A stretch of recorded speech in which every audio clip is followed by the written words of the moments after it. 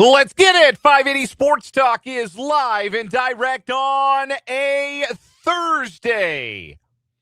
Greetings, salutations. Thanks for being here. We're with you for the next 3 hours here on the Sports Voice of Kansas, 580 WIBW, FM 104.9, online at 580WIBW.com, and on our streaming video channels, 580 Sports Talk on YouTube and WIBW News on Facebook. However, wherever, whenever you're tuning into the program today, thanks so much for being a part of 580 Sports Talk. My name is Dan Lucero. Spencer Dupuy will be along in the 4 o'clock hour. Brendan Dworzinski is off today. 3 hours of sports talk coming your way. We've got some baseball tonight from the Big 12 tournament. K-State has survived to the quarterfinal round after a win last night over TCU. They play West Virginia. It is scheduled to start at 6:30. It is not going to start probably at 6:30 unless the game that precedes it, incidentally, that's KU taking on Baylor, really flies because the first game of the day was a long one between Oklahoma State and UCF. But there will be action from the Big 12 baseball tournament tonight from the K-State Sports Network from Learfield, and we'll have it for you as the Cats try to keep their Cinderella run rolling. They take on the number 2 seed, West Virginia, again, scheduled for a 6:30 first pitch, which means we'll send it to the K-State Sports Network from Learfield down in Surprise, Arizona at the top of the 6 o'clock hour. In the 3 hours that precede that, we've got plenty to talk about, including another Royals loss. 9 of 10 now for the boys in blue. They get swept at home by the Red Sox. Another one-run loss as well for the Kansas City Royals. They are now 20-30, and the only reason they're not in last place in the American League Central is because they don't play today, and Detroit already lost. You know, I really thought we'd be 50 games in, and I was talking about the Royals and the Tigers being step for step with each other through the first 50 games. I would have imagined that would have been a lot more fun than it has been. You talk about two teams that would love a do-over, would love to slam the reset button, would love to say, hey, can we go back? Can we hop in the DeLorean and go back to late March, try this all over again? That's the state of the Royals right now, 20-30 on the year after the 4-3 loss last night. And again, it's pretty simple. The loss on Tuesday night was about the Royals not playing very good baseball. The loss last night speaks to an ongoing trend in what you call high leverage situations. If it feels like the Royals are one of the most unclutched teams in baseball, let's just say we've got the numbers to back that up. We'll get into that for a little bit. Also, there is one bright spot right now. Old man Salvy's starting to roll. Kind of thought that would be something that could buoy the rest of the team. It obviously has not, but Sal with another home run last night. Hard hit to the pull side.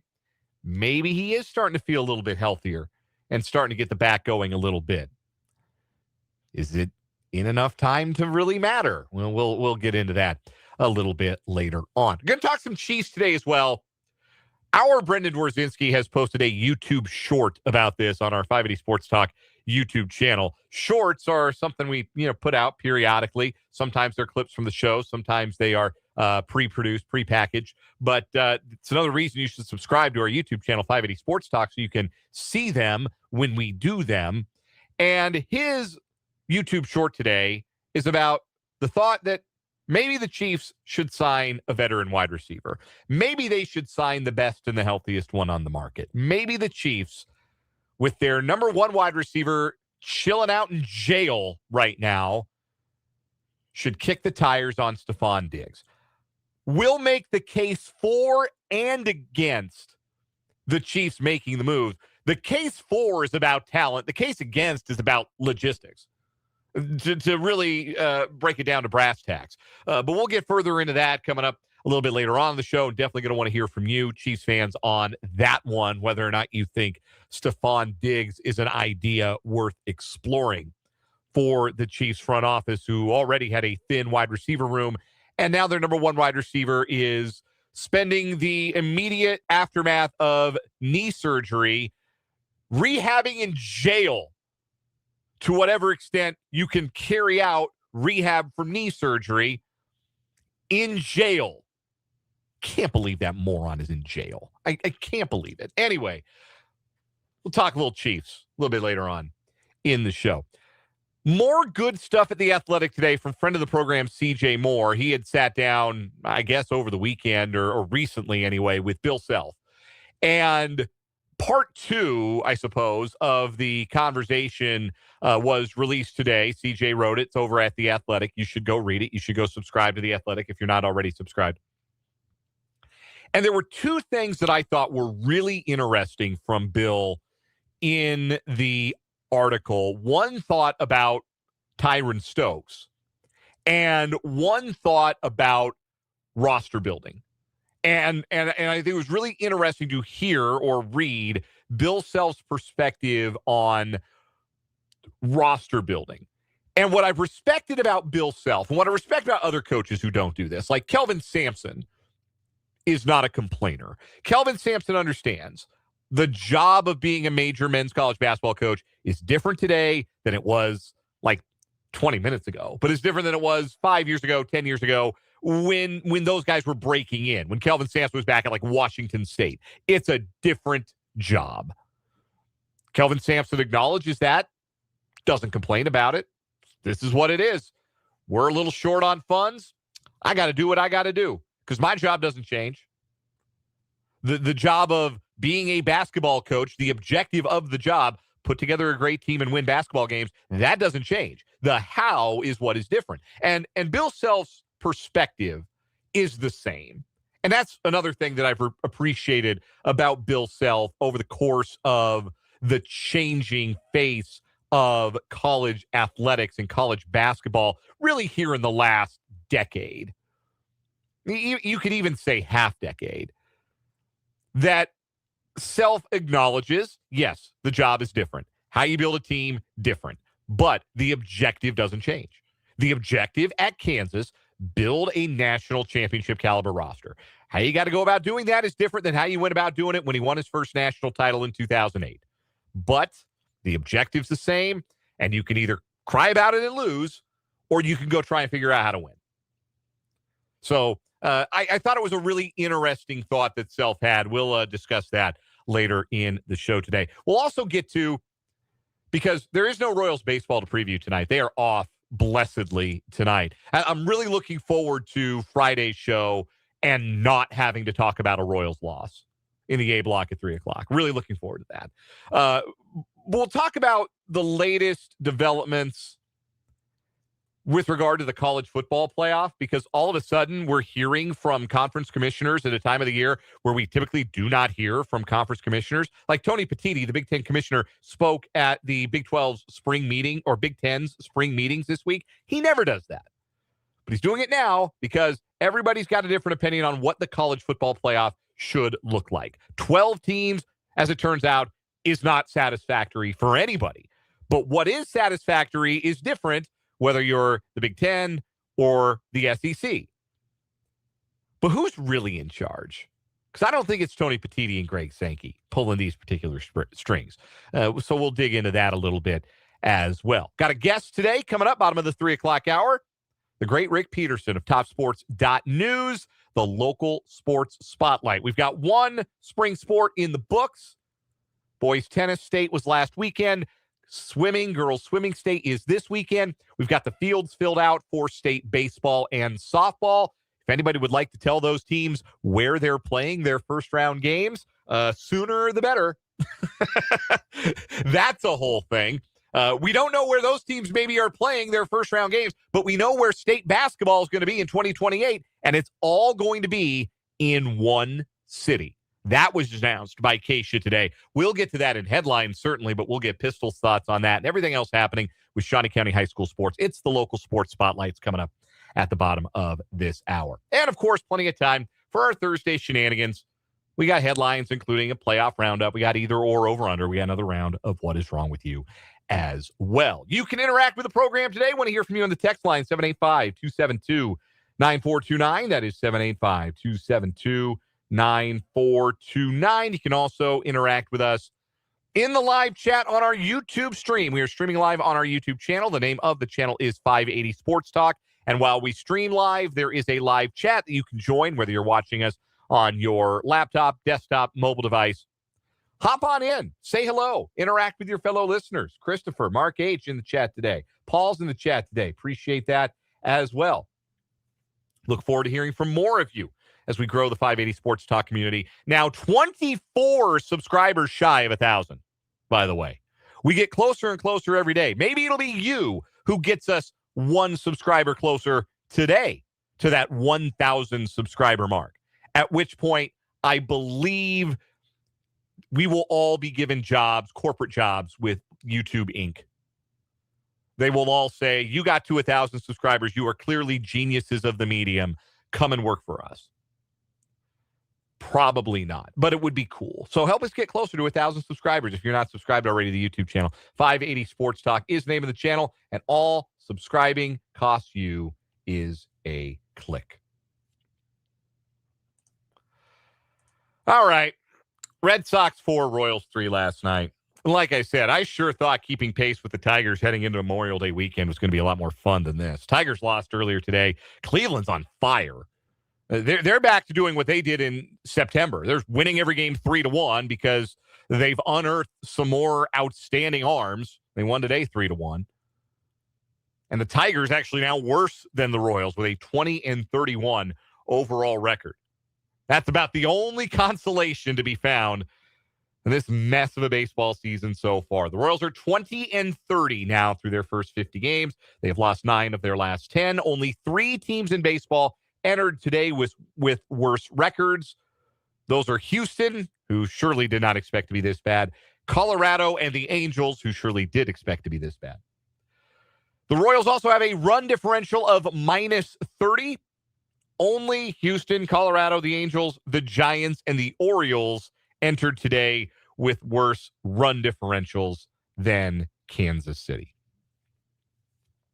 The game turned on one swing last night. For the Royals, they were hoping the game turned on Elias Diaz's 2-run home run in the 5th inning off of Connolly early.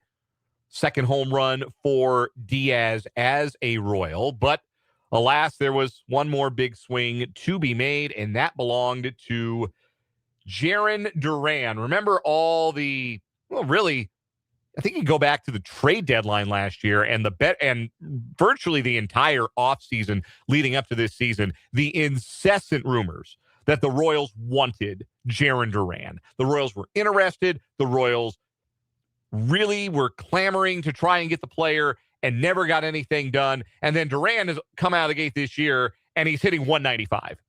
Because the Royals had traded anything of substance for Jarren Duran, and they were 20-30 right now, and Jarren Duran was hitting 195. Can you imagine the stuff we'd be saying about him? Can you imagine the stuff I'd be saying about him behind this microphone? I already don't like the guy. I don't think he's the kind of guy you want in your clubhouse. But can you imagine? And then, of course, he kills the Royals this week. Because, of course, he does. He hit the 3-run home run to break the game open on Tuesday night. He hits the go-ahead 2-run homer in last night's game that allows Boston to hold on for the 4-3 victory. What did the Royals do offensively in the final 3 innings of the game, down by a run? Well, they got a gift runner to lead off the 7th. Isbel Garcia and Bobby Witt Jr. did nothing. They got the leadoff runner on in the 8th on a base hit by Salvador Perez. 4, 5, and 6 in the lineup did nothing. And they got a leadoff hit in the 9th. Starling Marte blooping a single off of Aroldis Chapman. 8, 9, and 1 in the order did nothing. And the Royals went quietly and lose the ball game and get swept in the series. And once again, when the moments matter, the Royals come up small. I don't need to do a real deep dive to explain to you what leverage is. You probably have a pretty good idea of what would constitute a high leverage plate appearance relative to a low leverage plate appearance. If I come to the plate with the bases loaded and the game tied in the bottom of the ninth inning, that's a different kind of leverage than if I come up to the plate and the bases are loaded and it's the bottom of the ninth inning and my team is losing 13-1. Right?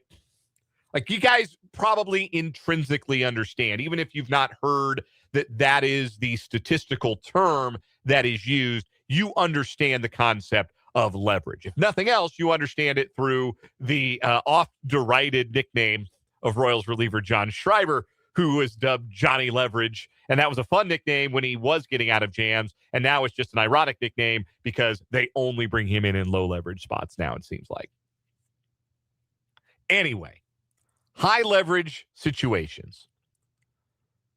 That is, generally speaking, your smallest percentage of at-bats, right? Your smallest percentage of at-bats you take and the smallest percentage of the at-bats that you take on defensively or as the pitching team, as it were. Because there's only but so many moments in a game that can tip a game that are high leverage. First inning at-bats? No, not so much. Fifth inning at-bats? Sometimes. Eighth inning, ninth inning at-bats? And unless it's a blowout, absolutely. But this is a small percentage. Not a small percentage. It's the lesser percentage of at-bats relative to your medium leverage and your low leverage situations. And it will not surprise you to learn this. The Royals hitters have stunk in high leverage this year, and Royals opponents have been awesome in high leverage this year. That's the kind of thing that stands out a night like last night, where Duran gets the big hit, the go-ahead home run, and the Royals waste leadoff base runners in the 7th, the 8th, and the 9th of a one-run game. But here are the gory details. In 428 high-leverage plate appearances this year, the Royals as a team are batting .216 with a .281 on base and a .314 slug. That is a .595 OPS in high-leverage situations. 35% worse than league average in those same situations. 35% worse than the rest of the league. It will also likely not surprise you to hear that the Royals strike out more often in those at-bats, like Bobby Witt Jr. did with 2 outs in the 7th, like Jack Caglione did with 2 outs in the 7th, like Carter Jensen did with the leadoff runner on first and a chance to move him over or do anything productive in the 9th. At least the runner, Marte, did move into scoring position on the passed ball. But yes, the Royals strike out more often. Their K percentage in high leverage at-bats, 24%. That is 2.2% higher than their strikeout rate as a team. Generally speaking, they strike out just under 22% of the time. They strike out 24% of the time when they're up in high leverage. They also walk about 1% less. A sub-6 OPS as a team in high leverage. Royals opponents, on the other hand, this is everyone they've played against. Royals pitchers have faced 350 high leverage plate appearances this season. They are allowing a .249 batting average, a .335 on-base percentage, and a .444 slugging percentage. That is a .779 OPS in high leverage. That is 14% better than the league average. The Royals strike out batters about 1% less often in high leverage, and they walk hitters about 0.5% more often in high leverage situations. What does that number salad all mean? The Royals never get the big hit, and their opponents always do. Well, never and always are exaggerations for effect, but that's how it feels. That's how a game last night feels. That's why every game feels the same. That you watch the Royals and they're down in the late innings and you have no confidence, none, that they're going to come up with the hit that ties the game or that gives them the lead. Royals have 3 walk-off wins this year. But in so many other situations, games have felt exactly like last night, where in the middle or the late innings, the opposing team gets the big swing. And it's not just, sometimes it's a single, but a lot of times feels like it's a home run. Lately, it has felt like it's been the home run, right? Derek Hill's go-ahead home run in Chicago in the 8th inning off of Matt Strahm that kicked off this spell of games where the Royals have lost 8-9, the opening game on that road trip out in Chicago. Jarren Duran's go-ahead home run last night. Wilson Contreras' 2-run homer off of Seth Lugo break a scoreless tie in the 6th on Monday night. Not only are the other teams getting big hits, they're loud hits, they're long hits. They're the kinds of hits that score multiple runs in an inning. The Royals are slugging .314 in those situations. I'm lucky I don't need to tell you how terrible that is because I can barely express how terrible a .314 slugging percentage is. You know who was slugging .314 before he got hurt? Jonathan India. .314 is 5 slugging percentage points lower than Isaac Collins' slugging percentage. And that's who the Royals are in these situations. They've got a batting average. Well, they're almost exactly Isaac Collins. Like, as a team, Isaac Collins' season batting line, he's hitting .215 with a .319 slug. The Royals are hitting .216 with a .314 slug in these situations. Except they're also worse at getting on base because at least Collins is on base is a tick shy of .330. They get on base like Pasquantino's been getting on base this year. That's it. That is how underachieving gets done over the course of a sample in a baseball season. You never get the big hit, and the other guys always do.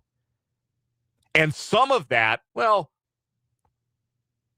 let's say all of it on the pitching side of things, all of that is this bullpen hasn't been good enough. It was Steven Cruz, the culprit last night. It's not just one guy. It feels like everybody takes a turn, giving up the gopher ball, giving up the big hit, coughing up the lead, giving up the insurance run that the Royals never seem to get on the rare occasions when they have a lead. It's everybody. Like, that's the problem. You can point to that and say, all right, yeah, this is a sign that the bullpen isn't good enough. But what do you point to when you've got a team whose team OPS is .696, which is not like setting the world on fire by any stretch of the imagination, but it's also not the worst in baseball. Like, a .696 OPS as a team. I clicked the wrong button on Baseball Reference. Give me a moment. Teams that have a lower OPS than the Royals include the Mariners, the Tigers, the Phillies, who are over 500, the Rangers, the Angels, the Red Sox, the Blue Jays, the Giants, the Mets, the Padres, who are well above 500, are tied for the worst OPS in baseball. And that's obviously, that doesn't include park effects, anything like that. Just straight up unadjusted OPS. A lot of teams out there. The Royals are the top of the bottom third, effectively, of baseball when it comes to their OPS. But it's 100 points lower when the rubber meets the road. It's 100 points lower when it matters most. Over a long enough continuum of time, those things tend to even out. There's a broader discussion about the theory of whether or not clutch actually exists that suggests that, like, not really. Like, over a long enough span of time, you would expect somebody's numbers in the clutch to look just about like their regular numbers, because who you are as a hitter functionally doesn't or shouldn't change. That's what the numbers say. And you guys know I like numbers. But I also think that these games are played by humans. And I think this is a Royals team that is pressing. And if you want to have a number, a description of just how much they seem to be pressing offensively, I think it's right there. A .595 team OPS in high leverage situation. In the biggest moments, they are melting. And the season is too. We'll get to your reaction, 785-272-9429 on the text line. Also in the live chat on our YouTube stream, 580 Sports Talk. We got Rick Peterson coming up in just a little bit for the local sports spotlight. We're going to talk some Chiefs. Stefon Diggs, yay or nay? How would you feel about that? addition at this point in the offseason. We'll talk some KU hoops. We'll talk college football playoff, addition, subtraction, expansion, blow the whole thing up and go back to the BCS. That's what I would do. We got What Is Wrong With You. We got headlines. We got playoff roundup. We're going to have a funky good time on this Thursday here on 580 Sports Talk.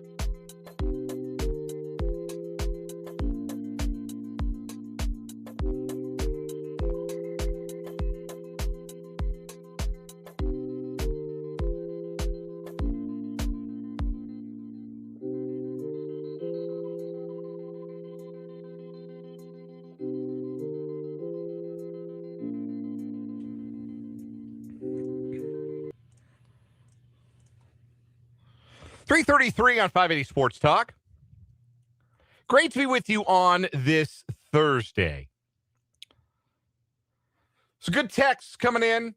785-272-9429 is the text line number. An entirely fair question from the 785. Should we really have expected anything different from the Royals offense from last year when the only acquisitions were Lane Thomas, Starling Marte, and Isaac Collins? Entirely fair and reasonable question.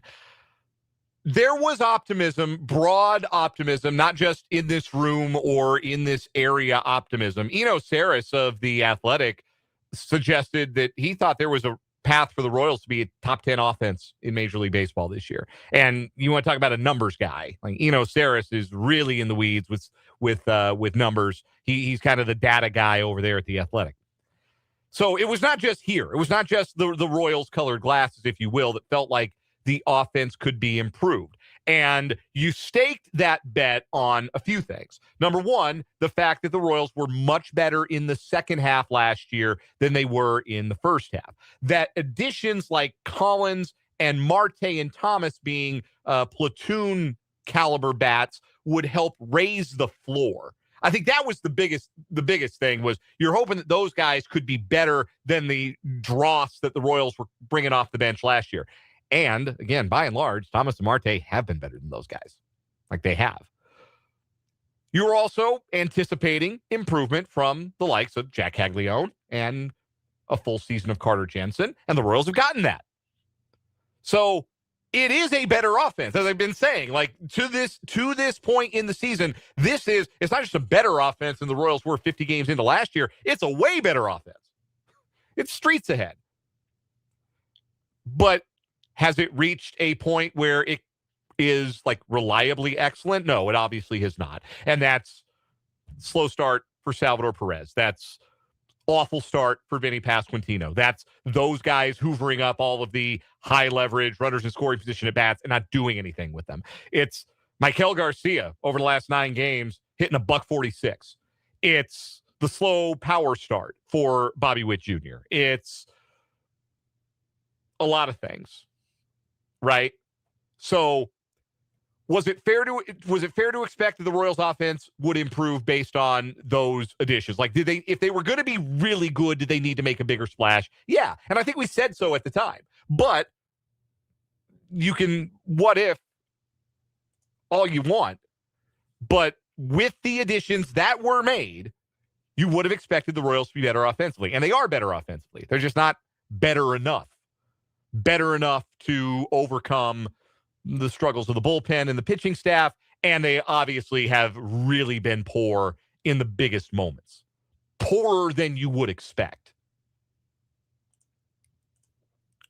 From the text line for the 785, I've been turning off games after the sixth inning if the Royals are trailing. No reason to waste my time. Listen. Please keep your radio on and listen to 580 WIBW and FM 104.9. I know our sponsors would appreciate it. But on a serious note, like, I understand. Like, that's kind of how games feel right now. It's a gut-wrenching feeling to feel that way as a fan of a team, to feel like, man, if they're down now, it ain't happening. Like, this team does not have a rally in them.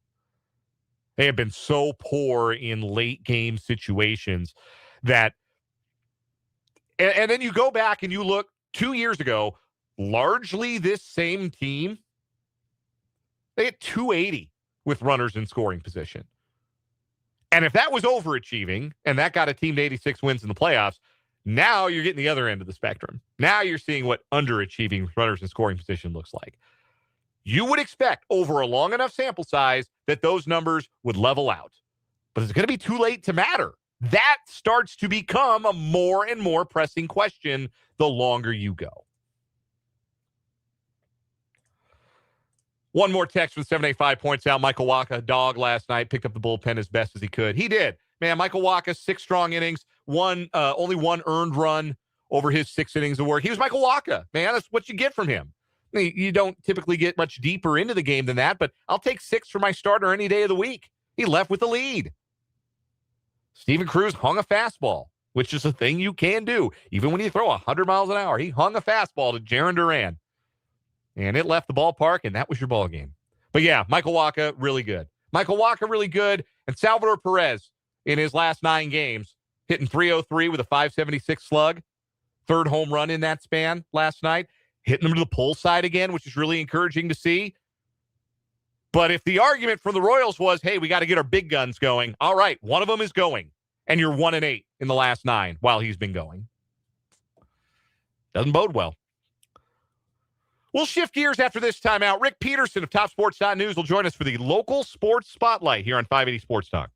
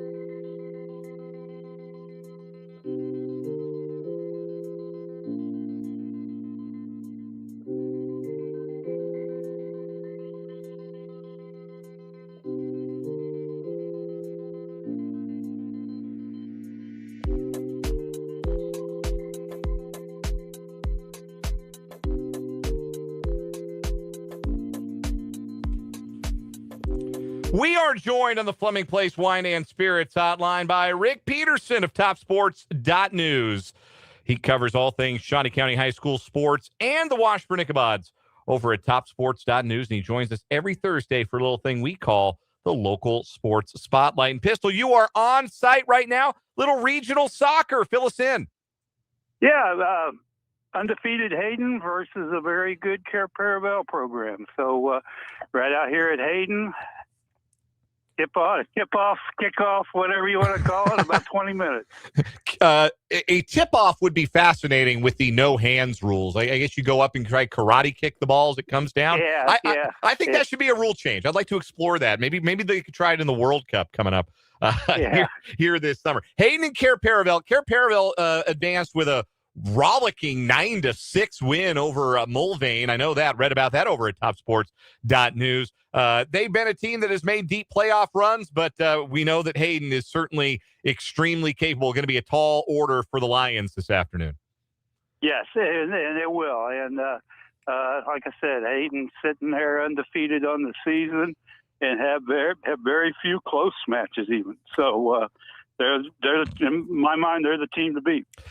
Let's stay with Care Paravel as a topic here as we start our local sports spotlight with Rick Peterson of TopSports.News. Boys tennis, first state tournament event of the spring, wrapped up last weekend. And while I'm sure local individuals and teams would have hoped for maybe some better performances, some better finishes here and there, Care Paravel and their star Drew Fay can hold their heads high with a strong finish and some state hardware. Yeah, four state appearances for Drew, 3 state medals, and fourth, second, and fifth the last 3 years. Yes, tremendous stuff from him, and a strong finish to his career. And Care Paravel again fourth in their class at the state tennis tournament. We've got state swimming coming up this weekend as well. State girls swimming. In Pistol, who are the local swimmers who will be hoping to end their seasons on high notes with strong performances in the pool? Well, I tell you what, our best bets for medals are today, basically, in the prelims and the semifinals of diving. Rhiannon Good was third in 6A last year. She's battled back from an ACL meniscus surgery, and she's good. I mean, she came back about 3 meets ago and was doing very well.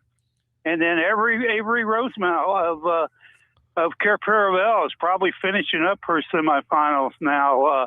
5A, 1A went first, and then 6A is coming up here at about 4:30. The Washburn Rural team always strong as a team, and they'll hope to finish strong in Class 6A. I know that Hayden has an individual who will hope for a good performance in her individual meets, individual events. That's the word I'm looking for. Individual events as well.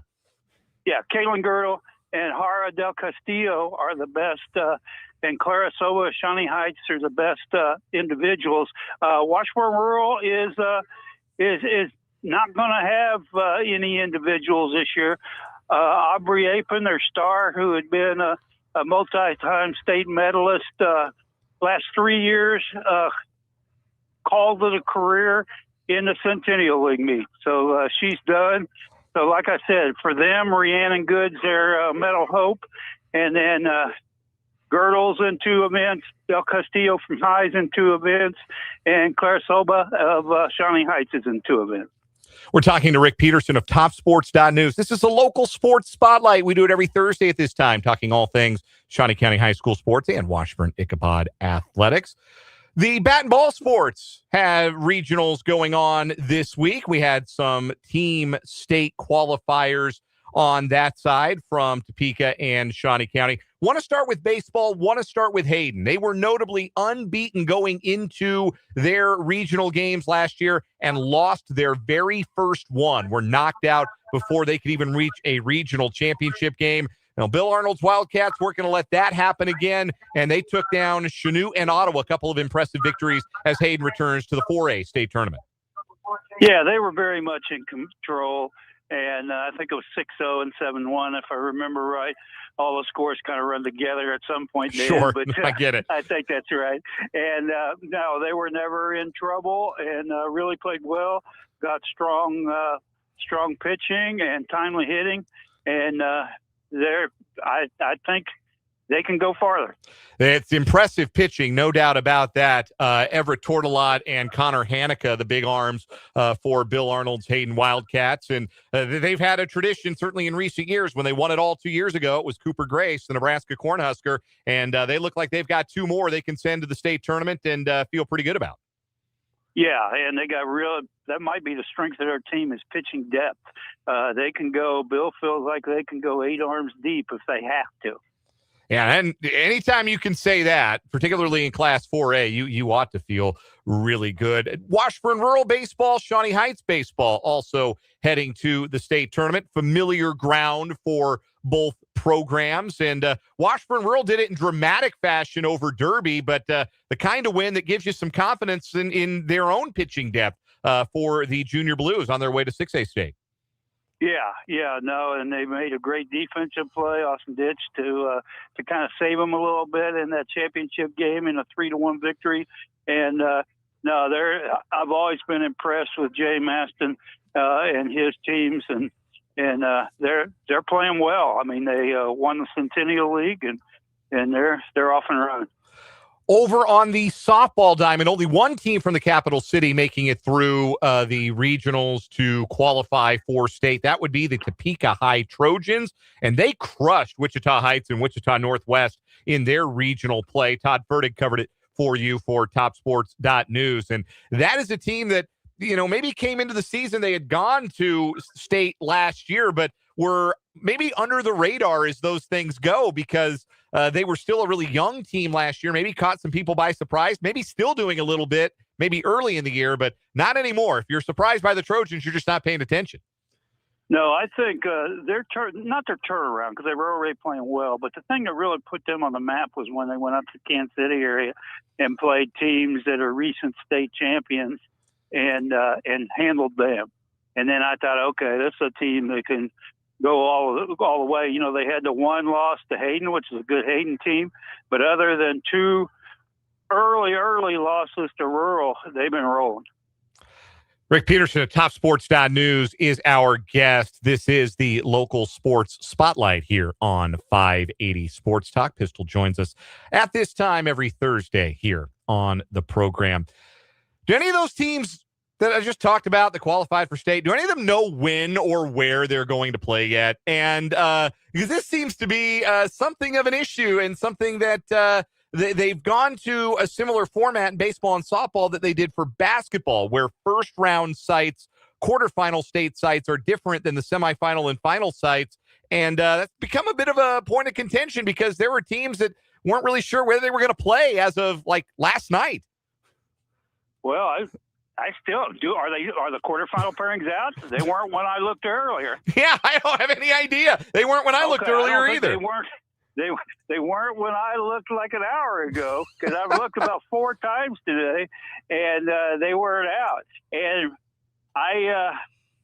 I'm a big respect Keisha and what they do, and they do a great job overall, but I'm not a big fan of this new setup for quarterfinals. I wasn't a big fan in basketball, and I'm not a big fan. I just think it's hard for schools and fans and everybody else to plan anything.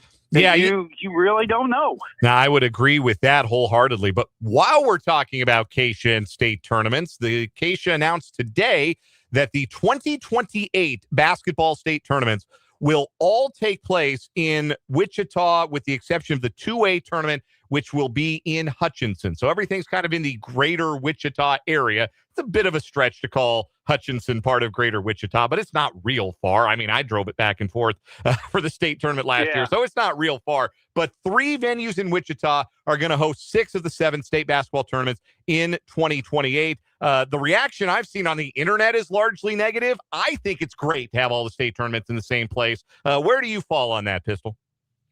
I'm okay with it. I hate the fact that a venue like Emporia is not going to be hosting. That's one of my favorite places to go. I'm fine with Wichita. And I'm like you. I like to see a lot of basketball, and I like to see a lot at the same site. That's my favorite event forever. Has been state track because you can sit there and see everybody. So I'm okay with that. 28 seems for me. Dan seems about 10 years away. So listen, I understand. If I'm still around, check back with me like late 27.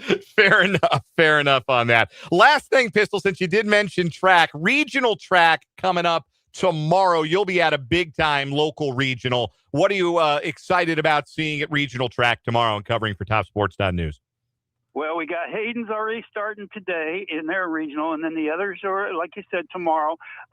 There's a really good 5A at Hummer, and then I'll be at a really, really good 6A at Washburn Rural. And I think, we don't have a Ryan Miller this year, which was arguably the best in the state overall last year, but we got Brody Anderson. We got a lot of really good Washburn Rural kids, and it's going to be another good year. Rick Peterson covers it all for TopSports.News, Shawnee County High School sports and the Washburn Ichabods, and he appears with us on 580 Sports Talk every Thursday for the local sports spotlight. Pistol, always a pleasure. We'll do it again next week. I look forward to it. That is Rick Peterson. We will take a timeout, come back, and put a wrap on this 3 o'clock hour of 580 Sports Talk after this.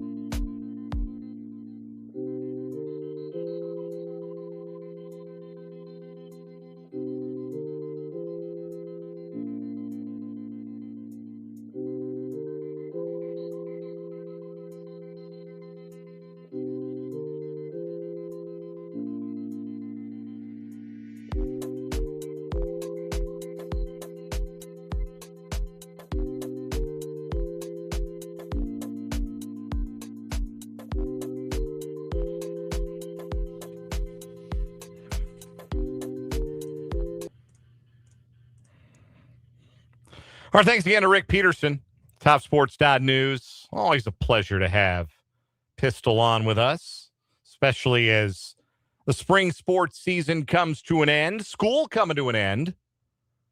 Shout out to the local teachers who are wrapping up their school years. Maybe today, maybe they're just getting out of work right now for their last day of the year. Shout out to each and every one of you for a great year and a job well done. Couple of thoughts from the YouTube chat.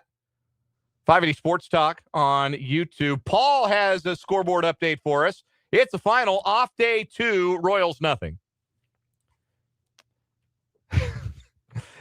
Royals managed to go 0-for with runners in scoring position today. How's that different than any other day? Christopher points out the Royals are now 9 full games behind the Guardians after they swept Detroit in Detroit. Isn't that always how it goes? Somebody's always got it worse than you. Down bad as you think the Royals are, they're not even in last place. And they're not even, you could argue, the biggest underachievers in the division. because the Tigers now have a worse record. 9 games back of first place, by the way. The Royals did not get that far out of first in the Central last year until June 10th. They lost that day to the Yankees. That was the start of that 0-6 homestand they had, where they went into the homestand 2 over 500, and they lost 6 straight. They got swept at home by the Yankees and the A's. And by the end of that, they were 4 games under 500 at 34 and 38. They would bottom out at 7 games under 500 the rest of the way. Of course, they'd top out at 4 over and finish 2 over. But that's how long it took the Royals, even with as hot as the Tigers were to start last year, that was how long it took the Royals to fall as far out of first place as they are right now.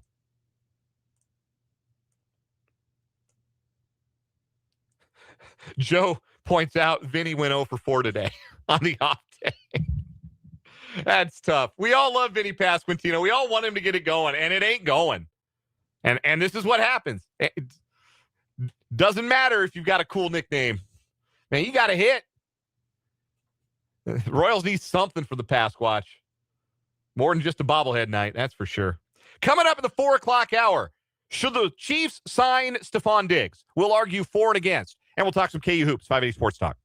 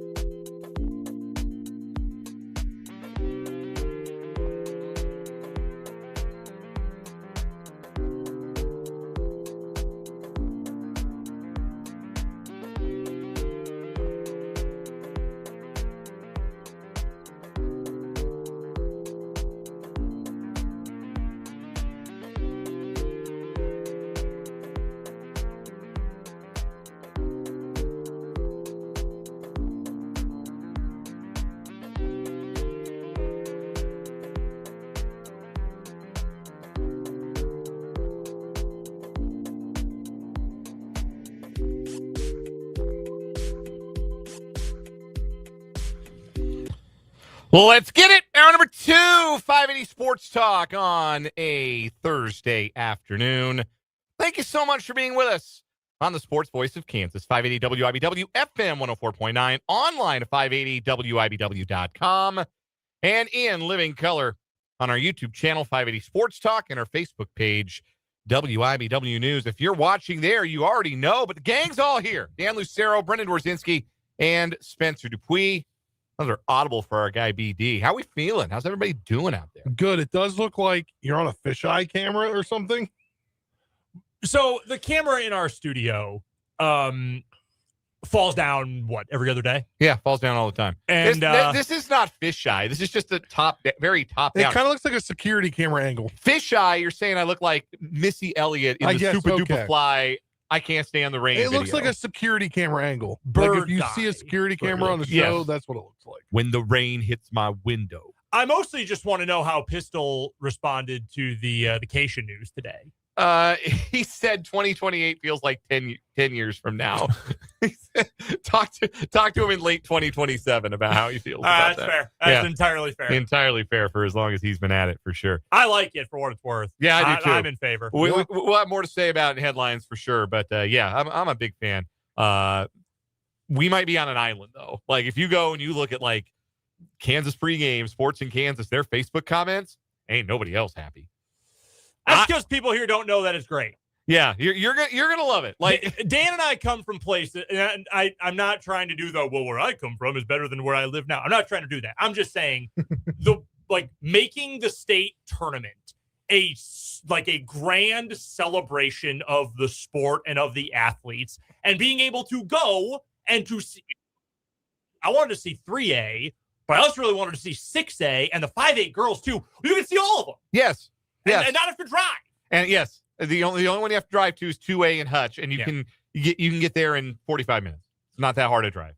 No, people that hate it today are going to love it in 2 years when they actually get to experience it. Because I've experienced it, I've lived it, I've covered it in other states. This is how they do it. Sorry that there's not a state tournament in Western Kansas or in Southeast Kansas. Sorry, we go to the big city. That's where we could do it in one place. Yeah. It is what it is. I think it's going to be cool. Yeah, I do too. We are. If they're not going to put it back at the Expo Center, right, then it's fine. This is my best backup. We need a third venue, and then we could share with White Auditorium as the seventh or the fourth site. We need a third venue that could really pull it off and be state tournament caliber. I just don't think we have it, unfortunately. We have really good high school gyms. But the thing about playing a state championship at a high school gym is you're playing a state championship at a high school gym. It sucks for the kids. It's the experience. Okay, counterpoint. A full house for a state title game at the Dungeon.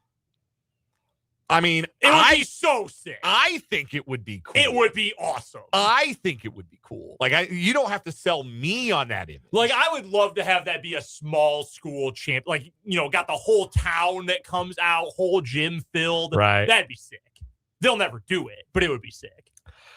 Yeah, there, Lee Arena, the Expo Center, White Auditorium. Boom, we're good. Yeah, you'd be all set. We are this hour going to talk a little football. The Chiefs have probably always needed a wide receiver, but the question has gained a little bit more salience in the last 48 hours, or however long it's been that Rashee Rice has been in jail. Do the Chiefs need to add another wide receiver? Should it be the best wide receiver on the market? What would it take to get Stefon Diggs in a Chiefs uniform? And would it even be worth it? It's a question of production versus logistics, and we'll dig into that here a little bit this hour. Also going to talk a little bit of KU hoops, because I thought Bill Self had some really interesting things to say about program building in this era of basketball and his perspective on how you have to do that now. And an interesting thought, too, about Tyran Stokes, coaching Tyran Stokes, that I wanted to get into a little bit. Article today from friend of the program, best college basketball writer in America, CJ Moore, over at The Athletic. We got What Is Wrong With You coming up this hour as well. Want to hear from you folks on the text line, 785-272-9429. That's 785-272-9429. You can also interact with us on the live chat on our YouTube channel, 580 Sports Talk. We entered today 24 subscribers shy of 1,000. That's because people have been seeing Brendan Dworzynski's face on our YouTube shorts, and they have been coming and subscribing in droves as a result. The people have spoken, and they want more Brendan in the corner green screening behind a picture of a Chiefs or Royals player. Dana is remarkably not kidding. It's been awesome. I've never told a lie on 580 Sports Talk. Like, I've got major Kelvin Gemstone youth group vibe going on with it because I'm dressed like I am now. Like, I was out on a sales call today, got the collared shirt under the sweater. I think, was it Britt who told me the other day I looked like I was coming out of a country club or a J. Crew catalog or something. But yeah, it's been awesome. So if you're into the short form video, we got those all over YouTube as well, including one about Stefon Diggs today. Which is why it's such a serendipity to have you on the program today to talk all about it. But yeah, go subscribe to 580 Sports Talk on YouTube. Help us get closer to 1,000. We have a texter. This is not a new suggestion, not a novel one, but a texter from the 785 says that at 1,000 subscribers, the crew's significant others should host the show. Here's the problem with that, texter. I think that's a funny idea, but the significant others have to want to do it. Yeah. And I can tell you I know one who's out. And I've got a second one who will not be participating. That's a hard no from the significant others. I mean, two of them do have a little more free time during the summer, though.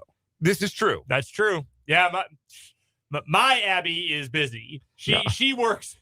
Well, she has summer work as well. Today the last work day. Yesterday was the last day with kids for my wife, who's a teacher. And yes, I could already tell I've got summer Abby just like talking to her. Like I was talking to her on the phone during my lunch break, and I could hear in her voice like it's a different energy. A little pep in the step. Summer Abby is here. Like, yeah, she's fired up. I got the trying to make plans for things this summer, and I got the can we hold till like next week when I can fully just decompress everything? And I'm like, fair enough. I get it. It's a long school year. 785-272-9429 is the text line number. Again, you can get at us on YouTube, 580 Sports Talk. Bill Barnwell on ESPN.com today posted an article about what he felt were the best and worst moves for each AFC team so far this offseason. For the record, his best move, the move he likes best for the Chiefs, was signing Kader Kohou for a league minimum, effectively. Thinks that there's a chance for him to bounce back. Chiefs have had good success with talented cornerbacks trying to bounce back to a previous level of performance on cheap deals, like Bashaud Breeland being the exhibit A for that.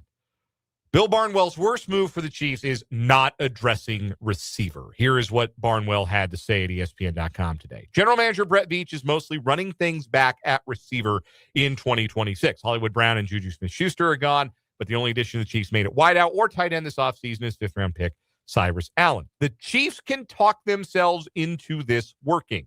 Rashee Rice was excellent by the end of his rookie season before having his 24 and 25 campaigns disrupted by injuries and suspensions, respectively. He had another knee surgery this offseason. He also had something else come up. Xavier Worthy had a big game in the Super Bowl as a rookie, suffered an injury on the opening drive of 2025, and might never have been healthy afterwards. And Travis Kelce was actually more efficient in 25 than he was in 24, averaging nearly 3 full yards more per catch. As long as he wanted to play in 2026, the Chiefs were always going to find a role for the future Hall of Famer. Could Veach have done more to give Mahomes another answer in the passing game? I think so. A second tight end would have taken some load off of Kelce and allowed the Chiefs to play more multi-tight end sets, something they leaned into after trading Tyreek Hill in 2022. Another route runner might have given Mahomes a reliable pair of hands. You can understand why the Chiefs worked on their defense with most of their selections in this year's draft, but the offense still feels as though it's going to be dependent upon Mahomes' magic, which will be even more difficult as QB returns from a torn ACL. End of quote from Bill Barnwell, ESPN.com today. Again, the receiver room, just to set the parameters of the discussion here. The receiver room for the Kansas City Chiefs. A sixth of it is in jail in Dallas County right now. Rashee Rice. Yep. You have Xavier Worthy. You have Tyquan Thornton looking for that elusive year 5 breakout. Mm-hmm. You've got Jalen Royals, who caught 2 passes as a rookie. Yep. You have 5th-round pick Cyrus Allen. You have Nico Remigio. You have Jason Brownlee from the practice squad last year. You have other practice squad holdovers, UDFAs, Jeff Caldwell, the most interesting name in that bunch. That's what you got at wide receiver. That's not real good. It is not the worst wide receiver room in the league, but it's probably in the team photo of worst wide receiver rooms in the league, and you feel even less good about it because Rashee Rice had to get another knee procedure, which, by the way, he's going to have a little trouble rehabbing properly in freaking jail. I did see that he is in the medical wing of the Dallas County Jail for what that. Maybe he needs a lobotomy. Yeah, I'm going to guess just. Yeah. I have never been to jail, so I cannot give you an eyewitness account. I am going to guess, however, the Dallas County Jail probably doesn't have quite the rehab program. I'm sure the medical room is like, oh yeah, here's some like conjugal visit from Rick Burkholder. I also have this like weird fear of like it's a jail. I don't know how much they clean them, but can his stuff get infected? Okay, I don't know. What a crazy story that would be. Like, it's such a bad situation. And the fact, and I know you talked about this yesterday, Dan, but like the spin that, oh, well, he was going to miss time anyway because of this. That does not. He still be in the matters. building. It's just. There's a huge difference between missing time and being in the building and getting the rehab with the team versus being in jail. He's such an idiot. So the Chiefs, but to the point, like it's not a good room with Rashee Rice. With a compromised Rashee Rice, it gets even murkier because if you're not getting number one wide receiver production from Rashee Rice, which yes, we talked about yesterday, he has proven capable of that over a 17-game sample. The first game he started to the last game he was fully healthy before he tore his ACL was a 17-game sample. He caught 108 balls, 1,200 yards, 8 touchdowns. Yeah. That is number one wide receiver production. Yep. He is capable of that. Nobody else on this roster is. No. I cannot squint hard enough to see Xavier Worthy being capable of number one receiver production. If he's capable of number two receiver production, I would be pleasantly surprised. If he or Tyquan Thornton was capable of receiver number two production, I would be pleasantly surprised. So the Chiefs need a guy. They need somebody who is a little bit more reliable than the guy who's currently chilling in the county lockup and a little bit more proven than Xavier Worthy, for whom we have seen 2 NFL seasons of, and one of them not fully healthy and one of them not fully activated, and more reliable than Tyquan Thornton, who has been in and out of lineups for the first 4 years of his career. The best wide receiver on the market who has no questions about his health, so as to remove Tyreek Hill from this conversation, is Stefon Diggs. Stefon Diggs signed last year with New England. It was a 3-year deal with the potential to be worth $69 million, but they had a 1-year out where the base salary for 2025 was $2.9 million and the cap hit was only $10.5 million. The salary was set to go up to $20.6 million in 2026. Between that and the felony strangulation charges that Diggs was facing going into the offseason, New England decided that they would use those monetary assets somewhere else. So they released Diggs. He is a free agent. They've used that money on Romeo Dobbs. That's what they did with a lesser player with a younger player, right, and one who did not have a felony case hanging over his head, right? Diggs was acquitted of all charges a month ago. So the argument for Stefon Diggs is all production, because I think even with a healthy and not in prison Rashee Rice, Stefon Diggs would be the best wide receiver on the Kansas City Chiefs. Yes. Even right now at age 33. He has contributed to winning over the course of his career. His teams win. Yes. He had 1,000 yards last year in a brand new offense with not only a new quarterback, but a young quarterback in Drake May, which shows it doesn't take him long to assimilate to a new situation. He was going to put up 1,000 yards in Houston in his first year with C.J. Stroud the year before he tore his ACL midway through the season. Yep. So the concerns that you might otherwise have about, okay, he's got to come in and learn the offense, he's got to get his mojo with his quarterback, that doesn't seem to really impact Stefon Diggs. He shows up, he's game ready, he gets his 1,000 yards, he catches his 85 to 100 balls, he makes plays. So a couple things here. Stefon Diggs' game is built to age well. Guys who do not depend on speed and explosion off the line, at least in the traditional, I think explosion off the line, I think you run really fast right off the snap. That has never been Stefon Diggs. It's why he was a 4th-round pick out of Maryland back by the Vikings all the way back in 2015. He's never been that guy. He's a route technician with far above average hands. That's what Stefon Diggs. You're thinking Keenan Allen, who that year with the Bears was bad. Last year, Keenan Allen, who we all thought was fat and slow and bad now, led the NFL in 3rd down receptions. That dude is built to age like that. Devontae Adams led the NFL in touchdowns last year, I believe, at least before the injury. Yeah. Never been a speed guy. He's been a route technician and a hands guy. Those guys are built to last. 33 for a guy like that. I mean, you're not going to be throwing him go balls or fades, but you can get him all sorts of opportunities. We had a couple comments here in the YouTube that I do want to address. Barb and Mark both brought up, how is this different than Hollywood Brown a couple years ago? Last year, Stefon Diggs had 1,013 yards, played all 17 games, 1,013 yards. That was only the 7th highest total of his career. And it was more than Hollywood Brown has ever had in a single season in his career. Yeah, Stefon Diggs is in a different stratosphere than Hollywood Brown as a player. Hollywood Brown at 27 was worse than Stefon Diggs any year from 28 onward. And again, you want to talk about games built to last. Hollywood Brown's a speed guy. Hollywood Brown hasn't been a speed guy since he was 23 years old. He's a 4.2 combine guy. And it never really translated. There's a reason that multiple teams gave up on him without a whole lot of resistance. And why the Chiefs had to bring him back because they haven't had any other options because they've just left that position group to die. His game is not built to last, as we have seen. Stefon Diggs, that is a style of play that is built to age far better. So the difference between a sports car and one of those old reliable pickup trucks. Mm-hmm. Like Stefon Diggs is built for tough, if you will. Right now, okay, I'm going to give you the Ohio concept. You know what the Ohio concept is? The route concept, Ohio. Mm-hmm. You've got deep ball on the rail on the sideline, and you've got an outbreaker. Usually it's a true out. Maybe you go with a corner, something like that. Right now, as the team is constructed, you're running I don't even know what group you're running with that because you really want Rice operating more toward the middle of the field. Yes. I ain't running an 8-yard out with Xavier Worthy. No. But, okay, well, he's the deep guy. Well, no, Tyquan Thornton is a better deep ball receiver than Xavier Worthy is. Yes. You bring in Stefon Diggs, that inside route, that outbreaker, that's Stefon Diggs all day. That's him without question. He's a great outbreaking route guy. In fact, a lot like Romeo Doubs, the guy replacing him in New England.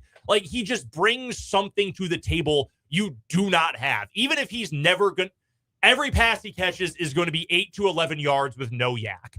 Okay, who can you rely on your team to do that right now? Because you can't rely on Rashee Rice for anything. You have no idea what the 2 youngest receivers are, 2 day 3 picks over the last 2 drafts. You have no idea what either of those guys is going to be. Jeff Caldwell, the UDFA who you mentioned, that's not his profile, even if he makes the team. And I'm not a Xavier Worthy guy. Guys that small, generally speaking, are not massive contributors in the league. The best example of a guy who is a massive contributor at that size is Tank Dell. You know what else he's an example of? Why guys like that don't last, because his knee exploded 2 years ago, and he still hasn't been able to get back on the field. He also got shot. He's had some had some bad injury. Outside of I would say that the best case scenario for Xavier, I feel like the best case scenario for Xavier Worthy is he's a rich man's McCole Hardman. Yes. And that's a player that hangs in the league for a long time. He can contribute to winning, but it's also not somebody who's going to put up true number 2 wide receiver numbers. That's not what he's built for. That's not what he's going to be best at. And the idea of him being a deep ball merchant is great because he is so fast, but there's, other than in the Super Bowl when they were down 1 billion points, there has not been any kind of deep ball chemistry yet between Mahomes and Worthy, and this offseason maybe representing another missed opportunity to develop that. And the thing with Rice, I know you got to this a little bit yesterday as well, is he can put up wide receiver 1 numbers. I don't necessarily think he's the line him up in any position anywhere on the field, run the entire route tree, and he'll get open. I don't think that's his game. It doesn't have to be, but I don't, he's not, Prime Adams, Justin Jefferson, that kind of, Jamar Chase, that kind of guy. He's good, but he's not quite that kind of guy. So right now, you don't have the reliable, no doubt. For years, if it was 4th and 3 and the Chiefs went for it a lot, you went to Tyreek Hill. Honestly, in those situations, even more than Kelsey, because Hill was going to get open and he had great hands at the time. You don't have that guy right now.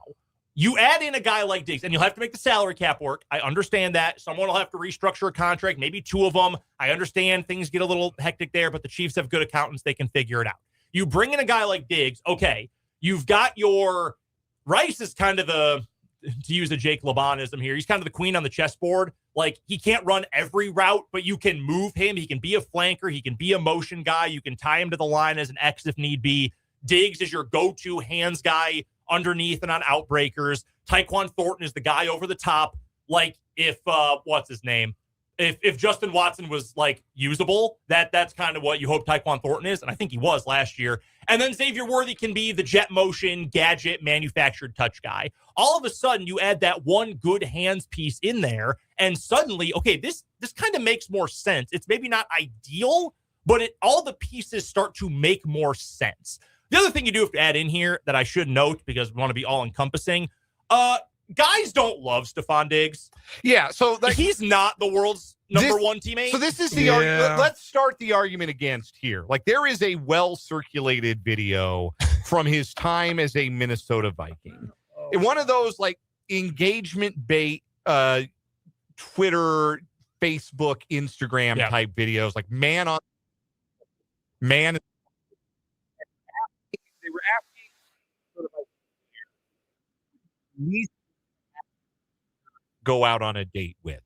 And without any hesitation, every player in that video said Stefon Diggs. Every last one of them said Stefon Diggs. We are not talking about a model citizen here, as displayed by the fact that he was most recently seen in a courtroom defending himself against charges that included felony strangulation. He was found innocent of those charges. But if you're in a situation where you get accused of felony strangulation and the reaction isn't, well, that doesn't sound like something that guy would do, that tells you a little bit about the kind of personality that you're dealing with here. Also, the other day, there's a video of him outside a Maryland coffee shop just cussing up a storm at Cardi B. And he got in trouble for doing drugs on a boat a couple years ago. Like, I don't think Stefon Diggs is going to be the Walter Payton man of the year. Okay, let's put it that way. But two things. One, I do think the Chiefs locker room still, with the guys who are leading it, and that's Mahomes, that's Kelsey, and that is Chris Jones. I think that's a group that has strong enough leadership among the players that, like, dude, look, show up, do your job, get paid to catch passes from Patrick Mahomes for 14 to 17 weeks. Figure it out. You know who loves Stefon Diggs? Josh Allen. Yeah, loved, and still to this day, I think likes him. But there's an example of the con is, like, Buffalo has needed wide receiver help, and they're like, yeah, we're gonna try something new. Yeah, we're gonna move on. But here's the Chiefs. If there's any team in the NFL that is willing to look the other way at not even like off the field stuff, which we know the Chiefs will look the other way at, but just like personality problems, the Chiefs will look the other way at that. It's like the Chiefs and the Cowboys. Back in the day, it was the Raiders, but we don't really even think about them anymore. They're willing to look the other way if you're going to contribute. And last year, can I throw a couple quick stats at you just real quick to finish the point here? NFL Pro, NFL Next Gen stats, they have a bunch of different, advanced numbers. It's great stuff. Catch rate over expected. So that's down in distance, time of game, where the ball is placed, where you catch it on the field, what the coverage is like, etc. Stefon Diggs was number 2 in the entire NFL last year in catch rate over expected, turned 33 years old during the season. EPA, expected points added. We use that stat a lot. I know I use it a lot. It is like the in vogue stat among people who cover the NFL. Your top 5 in the league: Puka Nacua, number 1, the top 3 receiver; George Pickens, who is the absolute perfect fit to play with Dak Prescott in that offense; Jackson Smith-Njigba, the offensive player of the year; Trey McBride, first-team All-Pro tight end; Stefon Diggs. Like, that is what he did at 33 years old with no help. The second best receiver on that team was Kayshon Boutte. Yeah. Like, that is great. I love Drake May. But, like, that is what he was able to do. You're not even asking him to do all that in this Chiefs offense. The production argument is pretty unimpeachable. The argument against comes down to the logistics. It is going to take some serious salary cap gymnastics to get a Stefon Diggs deal done. Remind you, he made a $2.9 million base salary last year. He was set to make $20.6 million this year. The Patriots walked away from that. The last time Diggs signed a flat one-year deal, that was with the Texans. That was $22.5 million. That's the kind of money that Diggs can still credibly request in a deal. And I don't think he's going to be so willing to go to Kansas City. Like, he ain't taking a vet minimum. Like, he not taking a haircut. He took his haircut last year and helped the Patriots to the Super Bowl. He's looking for real money. And for the Chiefs to make real money happen, they're $6 million over the cap right now, I believe. Yeah. They would have to not only restructure Chris Jones, they probably have to cut Christian Fulton. They might have to cut Noah Gray. They'd have to do some serious, like, gymnastics I can't even fathom. Now, the cap is fake. We joke about that all the time. It's not impossible, but it would certainly make it much more difficult to additionally address the edge group, which I think the Chiefs still need to do this offseason. Otherwise, Felix Anudike-Uzomah is on the depth chart, and that is not acceptable. Mm-hmm. That's not acceptable. Yep. So that is the concern for me is, look, as a player, absolutely, Diggs would be, the juice would be worth the squeeze. But financially, when you have another need that I think this roster needs to address, that's a little tougher to justify that. And not to mention, you're going to this wide receiver room where you just gave Tyquan Thornton some money, where Xavier Worthy was a first-round pick, where Rashee Rice, for all his stupidity, as long as he doesn't violate probation again, he's going to be there for training camp, and he should be ready to participate in training camp 2 months off of that knee injury. And you're going to tell all of them, hey, we just signed somebody we think is going to be better than you guys. Sorry. Like, there's a human element of impact that could have on that wide receiver room that it's already been speculated that the everybody got to eat thing that started last year kind of devolved into something that wasn't so pleasant at the end of last season. Wide receivers are divas, man. You got to handle that room very delicately. I will say to that point real quick before we get to a break here, I will use the experience of the team that I own. People do forget I'm an NFL owner. Green Bay's done that the last couple of years, really since Rodgers left. They've wanted to do the everybody eats thing and had essentially a 6-man rotation last year. Season ends and Matt LaFleur makes a comment about how one of the things I need to work on going forward is being more direct with my players about roles, because guys were upset about what their roles were.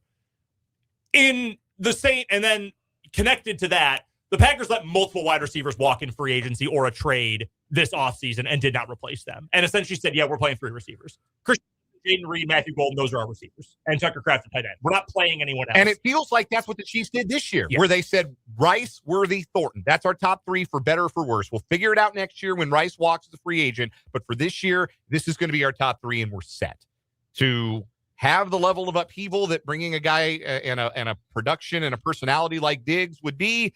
That's a difficult thing from a human point of view. Let's make this easy on everyone. Jalen Royals, please have a good camp. Yeah. Let's make this easy. We'll take a break here at 580 Sports. Come back with a round of What Is Wrong With You next on the program.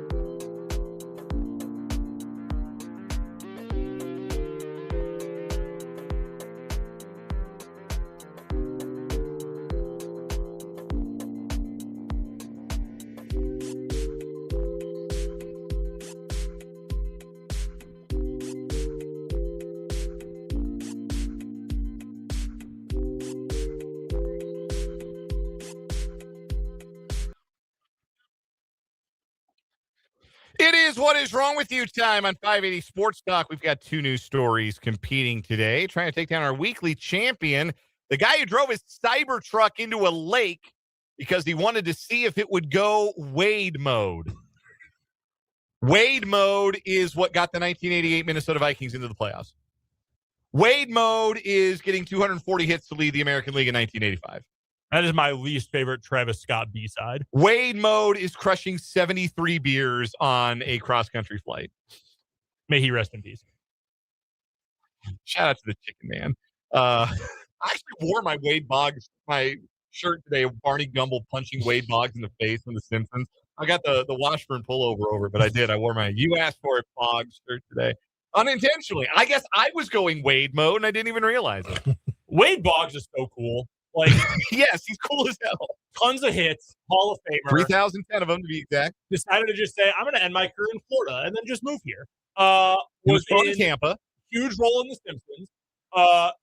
One of the most famous punchlines in It's Always Sunny in Philadelphia. Also, used to just hang out backstage at WCW shows. Yes. Great picture of him with Raven and the Flock from circa like 1997. It is one of the funniest sports pictures that exists. So It's right funny. up there with Charles Barkley and Nirvana. You have the T-shirt of that. I have the T-shirt of that one. You've got the T-shirt of that. I kind of want the Wade Boggs and Raven and Billy Kidman T-shirt. That's how we'll celebrate 1,000 YouTube subscribers. We'll roll in wearing the Flock with Wade Boggs T-shirts. Two new stories competing today. Spencer, I'll give you the leadoff spot today. Yeah, I'm just going to go ahead and say sicko warning ahead. Uh-oh. Great. A South Florida man was arrested Wednesday after he was accused of following a woman who had just left the Miami gym and then exposing himself to her while he was driving his Tesla in South Miami, according to investigators. According to South Miami PD, the victim told investigators she had just left the gym on May 15th, and she began to notice that she was being followed by a gray Tesla Model Y after getting off Interstate 95 to head south on US 1. The victim told police that when she stopped at an intersection in South Miami, she noticed the driver of the Tesla, who has since been identified as Rodrigo Miranda de Souza of Pinecrest, was exposing himself to her, and he engaged in a lewd act while making eye contact with her. South Miami Police Sergeant Fernando Bosch told CBS News Miami that de Souza followed the victim aggressively before the cars came to a stop on a highway. Bosch said the victim looked over where the victim looked over where the individual was at and saw him exposing himself in an indecent manner. He would be in front of her and do brake checks and get close to her and get behind her, just trying to get her attention. And when he got her attention, he would just continue to expose himself. She was able to identify him with a photo lineup after he was caught. During the investigation, they learned another police agency close by had the same type of case, the same type of vehicle, and same individual. So it's like a serial sicko in his Tesla. That's back-to-back Tesla automobile stories for you, Spencer. All right, my story today, we're going to Florida, where a man assaulted a 69-year-old wedding officiant, not nice, because he was upset about the cost of the beachside ceremony. 35-year-old William Wells is charged with battery of a person 65 or older. According to a probable cause arrest affidavit, the officiant and his employee were packing their belongings around 2:30 p.m. Sunday after completing a wedding ceremony in Port Orange when Wells approached them. Wells asked them about the price and became angry, suggesting the wedding should have been $500, wrote the cops. The defendant called the victim rude, correct, and started calling him names. Per cops, the victim pulled out his cell phone and began calling 911, but Wells started swatting at the officiant. One of the swats hit the victim in his stomach, knocking the wind out of him, the affidavit stated.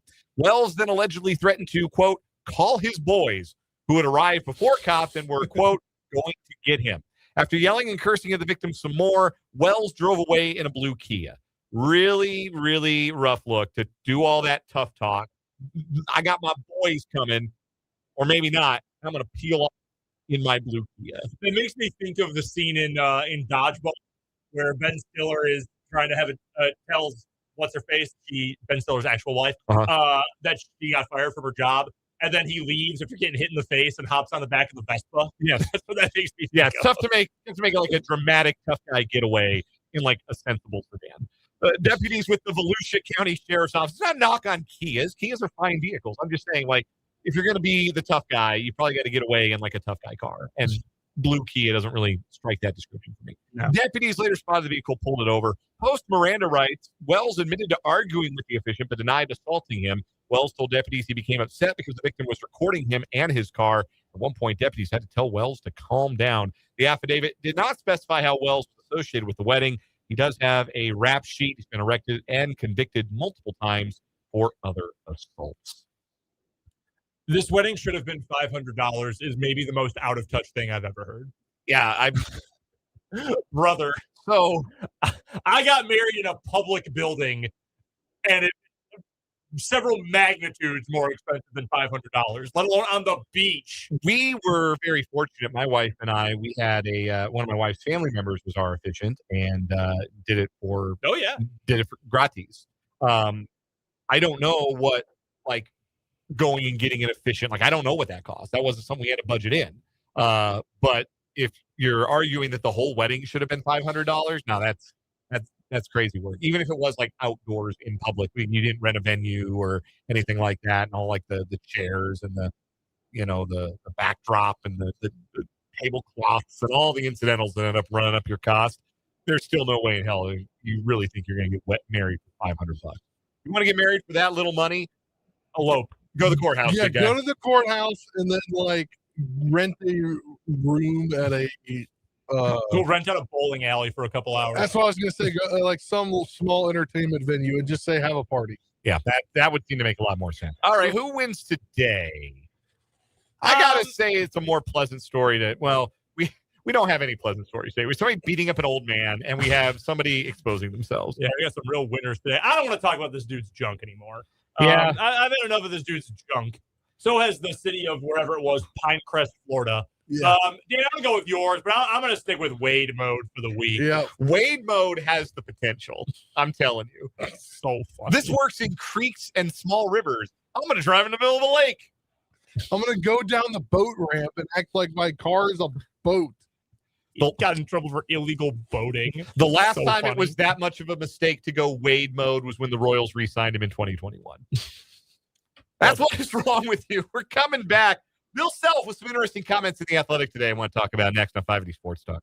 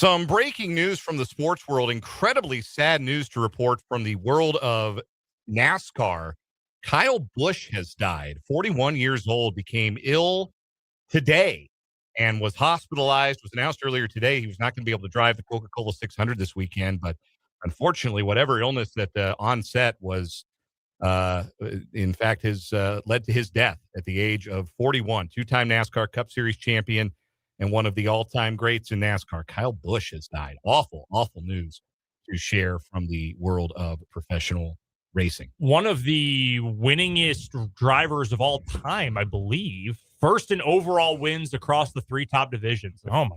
41. Yeah, he was the guy. Way too young. He was the guy that was even at the height of his cup. 10 years ago, he was still racing all three series. Yeah, he was definitely one of those guys like love in it for the love of the game. Yeah, like a racer's racer. Gosh, 41 years old. Awful news to share. He just raced on Sunday. Yeah, finished 17th. Yeah, became ill like maybe overnight or this morning and was hospitalized and did not survive the day. Just terrible news. No easy segue from that, obviously, but I did want to get to this. DJ Moore, best college basketball writer in America, has been killing it even in the offseason.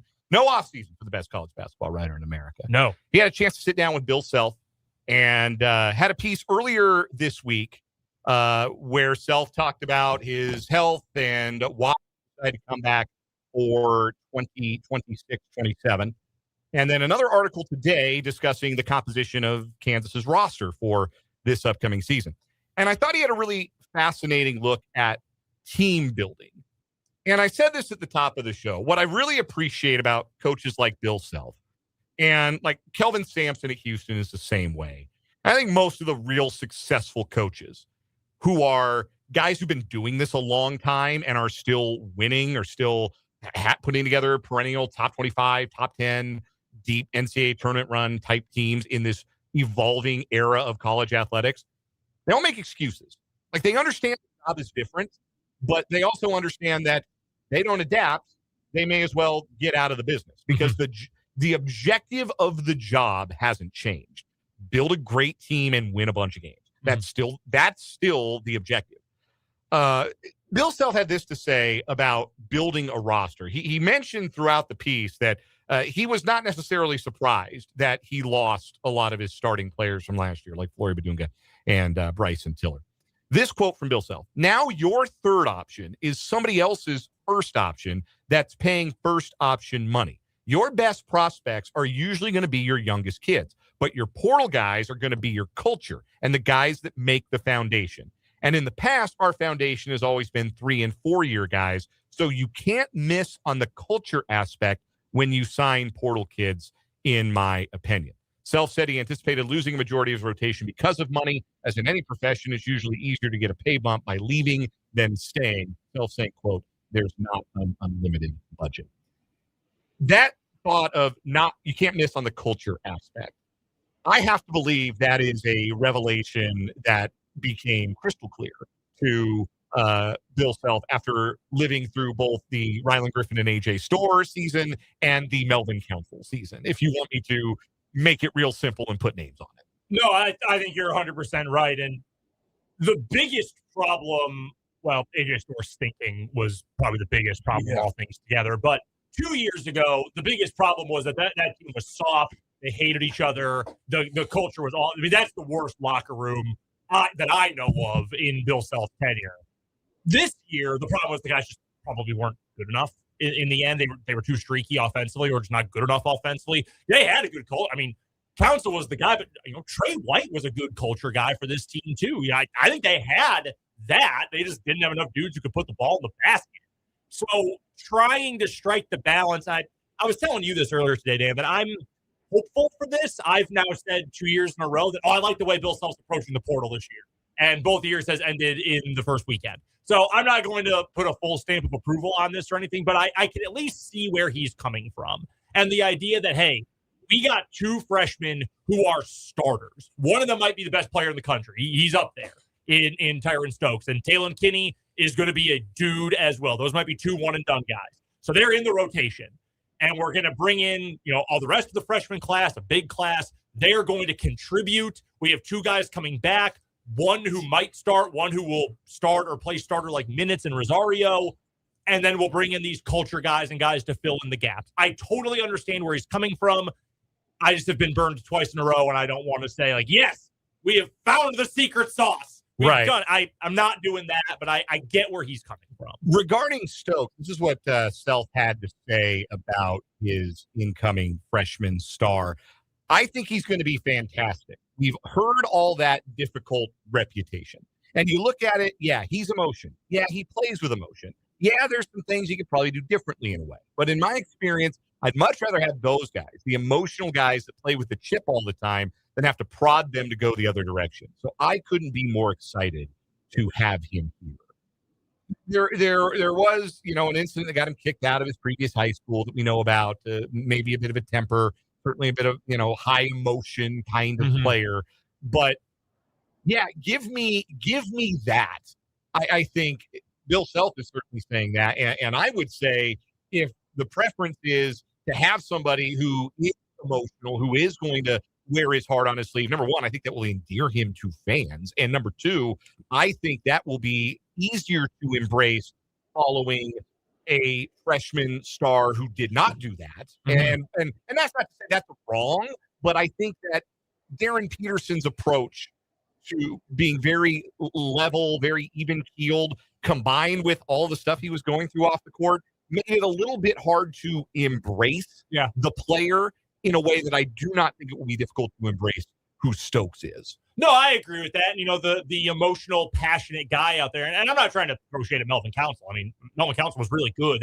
That was either the best or the second best mid-major hit that Self has had in the portal. It's him and Zeke Mayo. By the way, Zeke graduated this weekend. So good for him. Oh, yeah. Among the guys who graduated. But if that guy who's doing the loud, vocal, demonstrative stuff is also your best player, I do think that there is, that's not everything. That's not like a program-changing kind of trait. But I do, that's a little bit more emotion that gets generated in the building or whatever. I do think there is some value to having that. We'll take a timeout here at 580 Sports. Come back and wrap up this 4 o'clock hour next.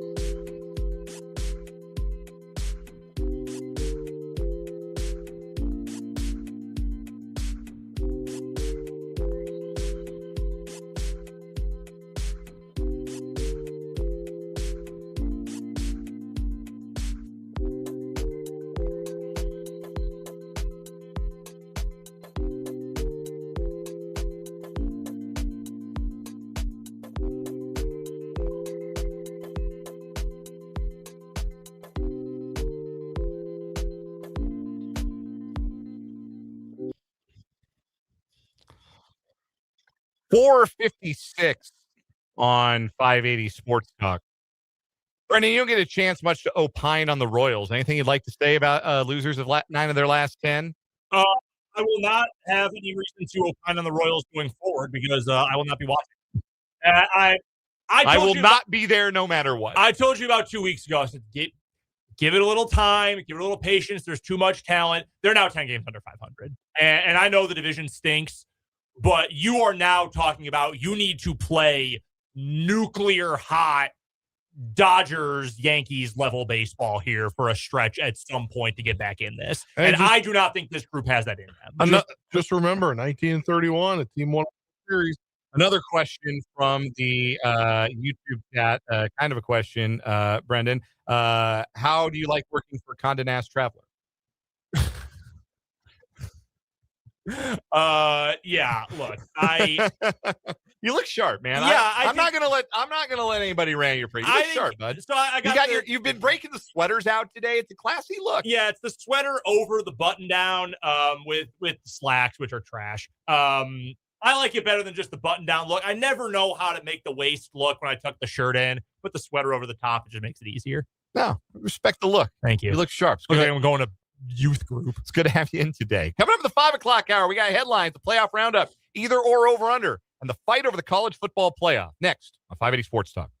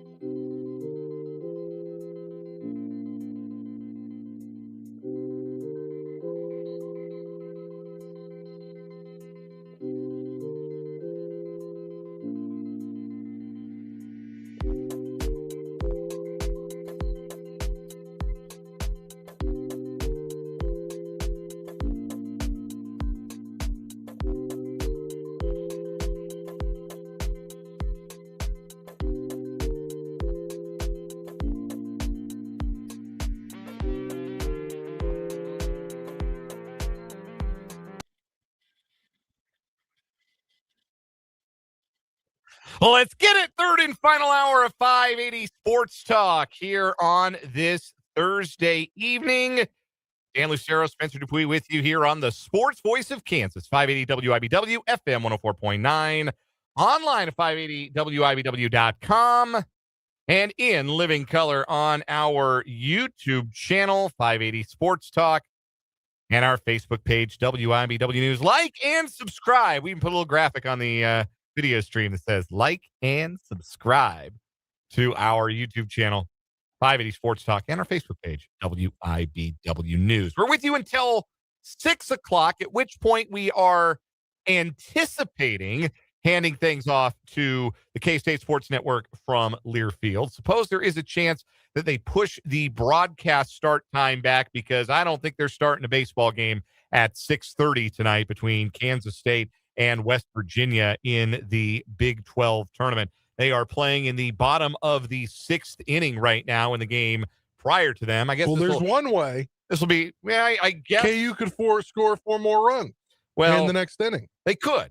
It's Kansas 6, Baylor nothing in the bottom of the 6th inning right now, out in Surprise. I guess this is kind of jumping the line. This is a headline before we get to our regularly scheduled headlines. But Big 12 tournament play is underway for the day. Game 1 of the day ran long. Oklahoma State doubling up UCF 12-6. And in game 2, there are 2 outs in the bottom of the 6th inning. It's Kansas at the dish, leading 6-0. They pushed across a pair of runs in the 2nd and scored 4 times in the 5th. And on the bump, they have limited Baylor to just 2 hits in this game. That's the work of Dominic Bagley, who has pitched 6 innings of 2-hit shutout ball with 6 strikeouts and nary a walk, though he has hit 2 batters. Get off his plate. And then you wouldn't have that problem. Believe he struck out the side last inning? So Kansas leading Baylor in command, looking to advance to the semifinals of the Big 12 baseball tournament. And after that game, Kansas State will look to do the same and keep their Cinderella run going. They were victorious over the number 7 seed TCU 9-4 last night. It was a big night for Ty Smolinski. Finished a home run shy of the cycle. AJ Abasco had 3 hits. And the Wildcats win their 2nd straight game out there in Surprise. They'll have a much taller task in front of them tonight, try to take down West Virginia. I imagine West Virginia will opt to start Big 12 Pitcher of the Year Max Yell in their tournament opener tonight, so that will certainly be a tall task for the Cats. Of course, they've already played 2 games, so they're going to be pretty light on pitching, you'd imagine. But that is coming up tonight. We'll have it for you whenever they start to whenever they finish, right here on 580 WIBW and FM 104.9. Cats win. They'll play late night again tomorrow against the winner between Cincinnati and Arizona State. Kansas is able to get 9 more outs and maintain their lead over Baylor. They advance to tomorrow's semifinals. They would play at 6:30 tomorrow against Oklahoma State, number 5 seed, who beat number 4 seed UCF, as I mentioned, 12-6 earlier today. So we got some K-State baseball coming your way tonight here on 580 Sports Talk. Still to come in the final hour of the show, we've got our 580 Sports Talk headlines, including a playoff roundup. We're going to play a little game of either or, over under. Also, the fight over the college football playoff. Who's this fight really between? Now, the SEC and the Big Ten. But who's it really between? Like, who really run this? And who really run who say they run this, if I may quote Run the Jewels for a moment. We'll talk a little bit about that fight and who wants how many teams and why it makes all the sense in the world for the Big 12 to want the playoff to be as big as possible. And we'll chat about that coming up later on in the hour. Want to hear from you on the show today. The text line is open, 785-272-9429. You can also interact in the live chat on our YouTube channel. 580 Sports Talk is the name of the channel. Again, go subscribe to the YouTube channel. We opened it today, 24 subscribers shy of 1,000. Help us get closer to our big stretch goal. We'll do, if you thought arm wrestling and karaoke were some nonsense when we got to 800 and 900 subscribers respectively, you just wait till you see what we cook up for 1,000. And by that, I really mean you are going to have to wait because we are still in the brainstorming process. But just wait till you see what we cook up we're 1,000 subscribers. Go subscribe today. Get us closer. Make it happen. All it costs you is a click or a tap on your screen. 580 Sports Talk on YouTube. And while you're watching live, because we are, every time we're live on the radio, we're live on the video, hop in that live chat. Say hello and interact with your fellow listeners. Grow the 580 Sports Talk community. All right, let's get into some 580 Sports Talk headlines. We kind of jumped the line with the baseball headline, but we'll begin here with the announcement from the KSHA, Kansas State High School Activities Association. Today announced the state basketball tournament sites for 2028. When KSHA revamped the state basketball format this past year, they announced the host sites for the next 2 seasons. Both the 7 sites that would host state quarterfinal games in various classes across the state and the state tournament sites. So the state tournament sites for 2027, in case you've forgotten, 1A Division 1 and 1A Division 2 will be in Salina at Tony's Pizza Event Center. Class 2 and Class 4A will be at Bramlett Coliseum in Manhattan. 3A going back to its familiar home, the Hutchinson Sports Arena. And 5 and 6A will be in Emporia at White Auditorium. That removes, notably, Wichita from the 2027 mix.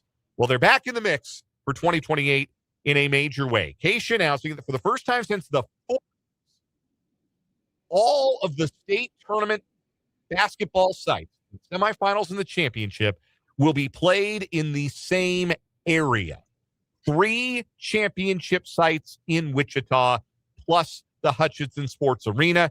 Charles Koch Arena will host the arena in Park City, which has a corporate name now. I know it is Hartman Arena, but I suppose it has a corporate name now that I am, I guess, forgetting. And Heartland something. Heartland Credit Union Arena. Yes. Okay, there we go. Yeah, I just Googled it myself. Yeah, that's close enough to Hartman Arena that I'm going to screw that up when we get there in 2028 for sure.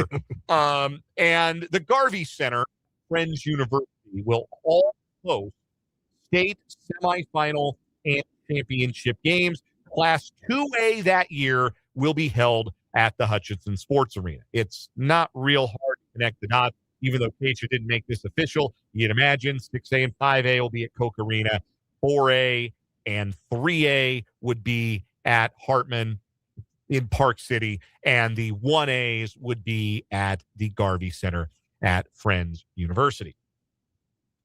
I can tell you that the public reaction I've seen to this on social media has been almost uniformly negative. Like, nobody seems to be a real big fan of this. I am a big fan of this. And let me explain why I'm a big fan of this. Because I have covered a state basketball tournament that has all been played in the same city. I've spent 4 years in Nebraska covering high school sports up there. All the state tournaments are in Lincoln. If the girls one weekend, if the boys the next weekend, everything's in Lincoln. You play all the championship games on the same day at the same site. A little easier to do that when you've only got 6 classes as opposed to 7. I could get on my soapbox about how Kansas could stand to go back to 6 classes, and I understand why 1A is divided the way that it is, and I understand that it's more likely we'll go back to 8 classes before we'll ever go down to 6. But that's how it is done in Nebraska. They have all the state championships in a single site, and it makes state feel more like a big event and a celebration of the season and a celebration of the athletes, because you get bigger crowds. People in town are traveling around to go to the games. You see the other teams in town. Like if you're the big school, you see like the travel bus from the class 1A schools that are in town. You just have that special feeling of we are where the action is, even if Hutchinson is pretty far flung. And there is a 4th venue that they could use in Wichita. I don't know why they don't want to pay the rent. I shouldn't say they don't want to. I don't know the logistics of why we can't get Intrust involved. Intrust Bank Arena. Hockey, maybe? Man, the Thunder can go on the road. Tell the Thunder you're play the community ice rink for a couple of days if you've got to.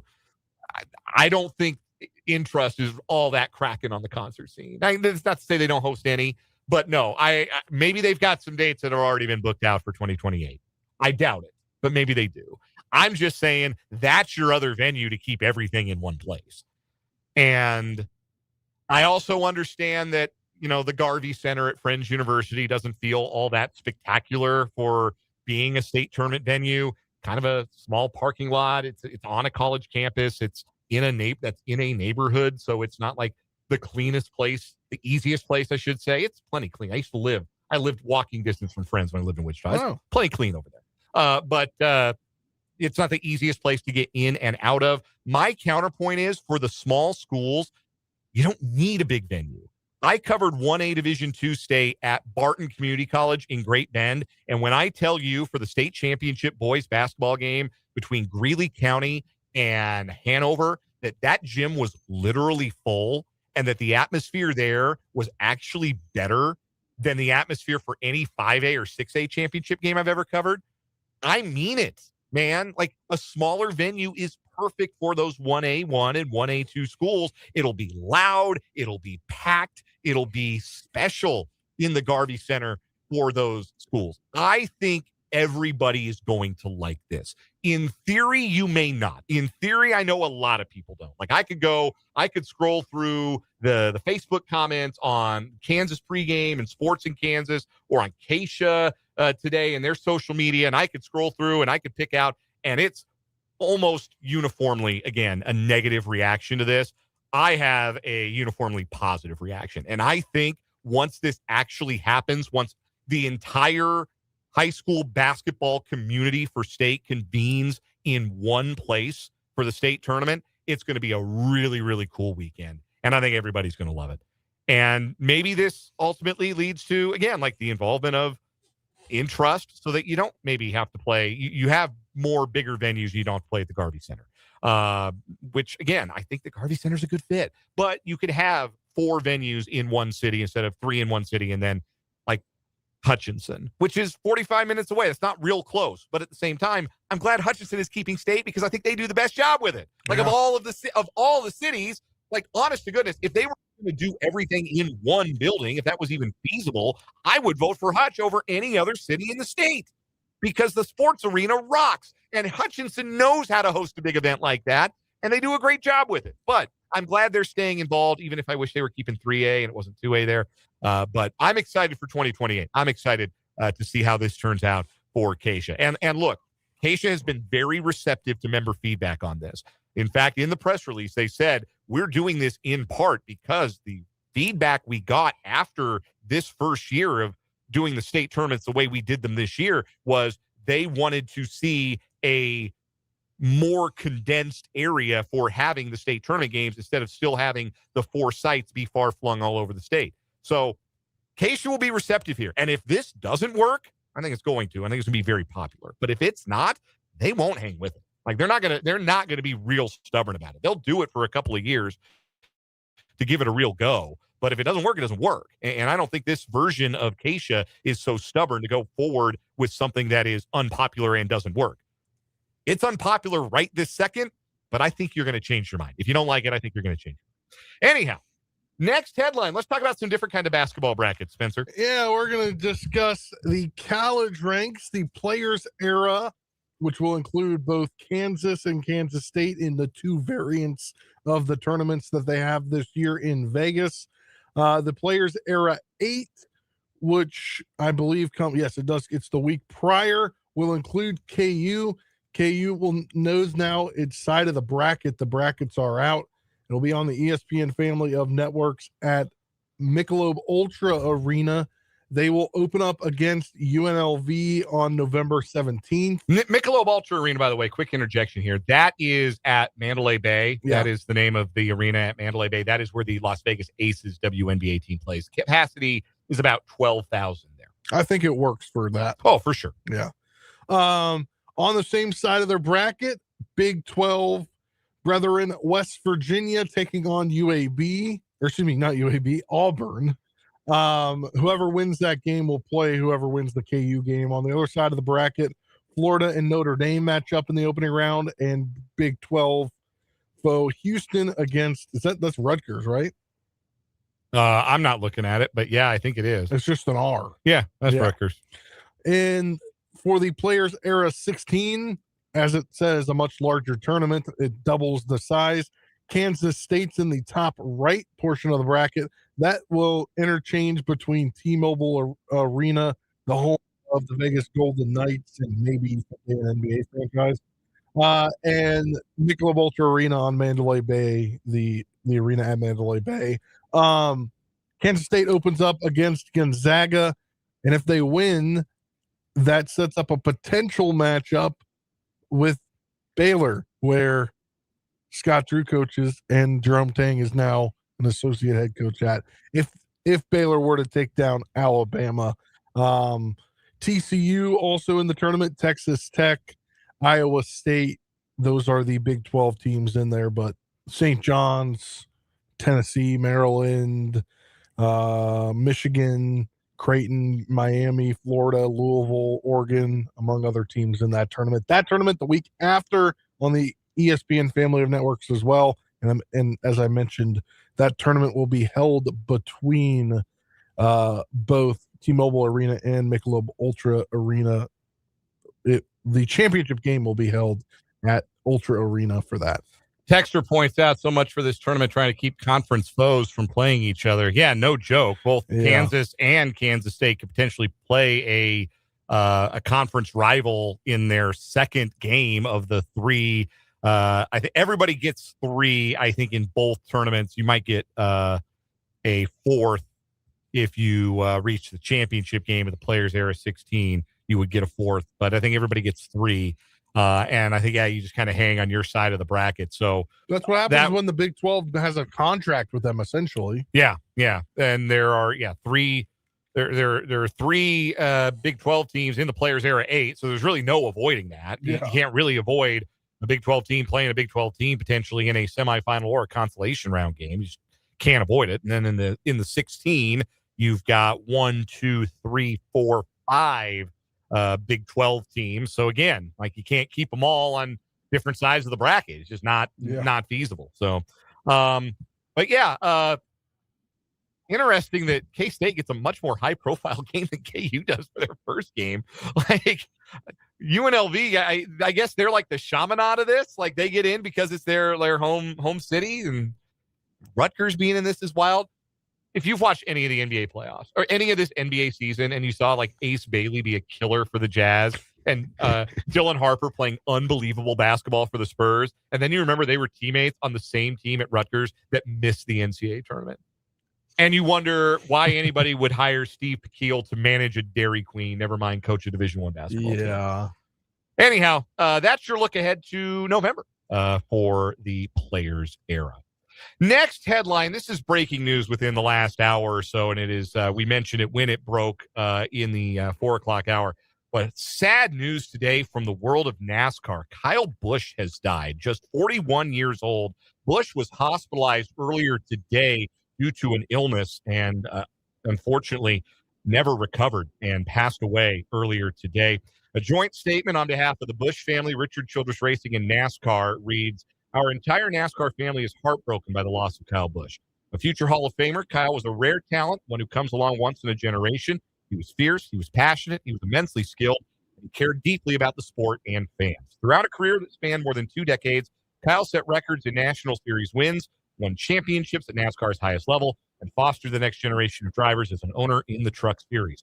His sharp wit and competitive spirit sparked a deep emotional connection with race fans of every age, creating the proud and loyal Rowdy Nation. Our thoughts are with his wife, Samantha, his children, Brexton and Lennox, Kyle and Samantha's parents, Kurt, and all of Kyle's family, Richard and Judy Childress, everyone at Richard Childress Racing, his teammates, friends, and fans. NASCAR lost a giant of the sport today, far too soon." Nobody won more races at Kansas Motor Speedway than Kyle Busch. If you're looking for something of a local angle there, when you combine the Cup Series, the O'Reilly Series, or the second tier series, and the Truck Series, Kyle Busch has won 7 times at Kansas Speedway. Nobody has been more successful at Kansas Speedway than him. He leads all of NASCAR all across all series with career wins. NASCAR is the one sport with a nationwide following. It's the one sport. Auto racing as a whole. We'll just lump auto racing in. It is the one sport where there is always the chance that there can be sudden death. Like, just to state it in the plainest terms, it is the one sport where you sort of come to grips with the idea that you do not know when your last race is coming. And nobody knew that better than Kyle Busch, who won his 69th career truck race at Dover just last week, I believe it was. And when he was asked how many races he wanted to win in his career before he stopped racing, he told the TV broadcast, quote, "You take whatever you can get, man. You never know when the last one is going to be, so cherish them all. Trust me." And that did end up being Kyle Busch's last win. It was hospitalized earlier today, a sudden onset illness, and unfortunately did not survive. Just 41 years old. Kyle Busch passes away and leaves a hole in the sport of NASCAR. No doubt about that. I'll tell you what, the NASCAR, it's converging on the center of NASCAR this weekend, right? North Carolina is the center of NASCAR. Charlotte Motor Speedway is a marquee race. Yeah, absolutely. Coca-Cola 600, like the tributes that NASCAR are going to have this weekend. It's the home of that. Like, they say Daytona 500 is Daytona 500, but literally all the race team, or most of the race teams and NASCAR, I believe, are headquartered in North Carolina. So the other thing about tributes are going to be pouring out. The other thing about Kyle Busch too is he was one of those drivers where maybe you loved him and maybe you didn't love him, but you felt something about him. Like, that was not a driver you did not have an opinion about. So everybody sort of feels this one, not just because of the races that he won, the success that he had, the 2 Cup Series championships that he won, but because he was a driver and a personality that make you feel something. And when a driver like that is lost, it really does leave a void in the sport. Rest in peace to Kyle Busch. Let's, again, no easy segue there, but let's go ahead into our playoff roundup here as we'll go ahead and wrap up our 580 Sports Talk headlines. It's time for the 580 Sports Talk playoff roundup. I did not enjoy the sports last night. We'll start in the NHL. A slow start in the absence of star defenseman Cale Makar were too much for the Colorado Avalanche to overcome as the Vegas Golden Knights scored a Game 1 upset in the Western Conference Finals, defeating the Avalanche 4-2. Vegas hopped out to a 3-0 lead on a Brett Howden goal early in the third. Colorado got a pair of late goals. They were within a goal and had the goalie pulled when Vegas scored with about 40 seconds left. I don't remember the exact time because I snapped the TV off as soon as the puck went through the net. You've been there. And anybody who loves sports, you know what I'm dealing with there. So it's Vegas with a 1-0 lead. Game 2 of the conference final is Friday. It was very similar to the Game 5 for Colorado in the semifinal when they went down 3-0 to the Wild, and they played 10 good minutes of hockey and tied it and then won it in the overtime. 10 good minutes of hockey do not win conference finals games. Typically, you got to play more than 10. Typically, it's nice if you play 60. It's also nice if your goalie stands on his head, and that's what happened with Vegas as Carter Hart stopped 36 shots in the Golden Knights net in the win. Tonight, the other conference final gets underway on Frozen Pond. Game 1 between Montreal and Carolina. The Hurricanes haven't played in 11 days. That's the privilege of having swept through both of their first 2 playoff series. First team to go 8-0 to start the postseason, or to start the postseason with consecutive swept series since the 1985 Edmonton Oilers. Needless to say, they will be heavy favorites against a young upstart Montreal team that has pulled off a pair of Game 7 upsets to get to these conference finals. I think Montreal can extend the series. I think they can keep it interesting, but I don't see any way they beat Carolina 4 out of 7. Yeah, I don't either. So you're not on the place formerly known as Twitter. The Hurricanes posted yesterday, this morning. Since we last played a hockey game, Drake dropped 3 albums. Chatty turned 30. Tarps off, took over baseball. Pools opened in North Carolina. The temperature went up 20 degrees, and 12 other NHL games were played. You would think, rust could potentially play a factor, but also they've played all season. Yes, I'd rather be rested and healthy. Yeah, and even 11 days off, even a week off doesn't guarantee you get healthy. Exhibit A, Cale Makar. The Avalanche are a different team without that guy on the ice. It's one thing you can miss a center and kind of slide everybody up a line and Well, center's a pretty big deal, too, because Yeah. those guys drive play. But, like, you're missing a goal-scoring winger. You hope somebody else can pick up the slack. But when you're missing not just a defenseman, but your best defenseman, and not just your best defenseman, but arguably, and I think it's inarguable, the best defenseman, that's where it gets harder to connect and play in transition the way that you like to. So, yeah, Noah Makar was a big, big miss for the Avs. No question about it. He did do the optional skate today, so hopefully he's back in there for game 2. But tonight, first things first, game 1 in the Eastern Conference Finals, Montreal and Carolina. Last night in the NBA, Oklahoma City evens their series with San Antonio, which is what I thought would happen, but I credit San Antonio for keeping it competitive all night. Oklahoma City pulled away late for a 122-113 win. Unfortunately, as seems to be the storyline for the last handful of NBA playoffs, injuries once again playing a role. Jalen Williams of the Thunder left the game with a recurrence of his hamstring injury that had kept him out for most of the playoffs before the start of this series. And Spurs rookie guard Dylan Harper also left the game with a hamstring injury. Spurs were also without De'Aaron Fox for a second straight game. Great as Wemby is, I'm not sure there's a path for San Antonio if both Harper and Fox aren't in there, because they don't really have anybody else who can bring up the ball and pass it to Wemby without throwing it to the other team. Exhibit A, Stephon Castle has 20 turnovers in 2 games. And he's a good player. He's a good scorer. He's a great defender. But if you turn the ball over that much against Oklahoma City, you're dead. You're dead. You can't do it. So Oklahoma City was able to turn the tide and win game 2, 1, forcing turnovers, and 2, unveiling their super secret strategy to slowing down Victor Wembanyama. Have Isaiah Hartenstein beat the crap out of him and hope the refs don't call anything. And you know what? Yeah. The refs didn't call anything last night. Bill Simmons, I guess, on social media last night, the sports guy, said, I thought Hartenstein was unplayable in this series, but if the refs are going to let him maul Wemby like that, he should play all 48 minutes.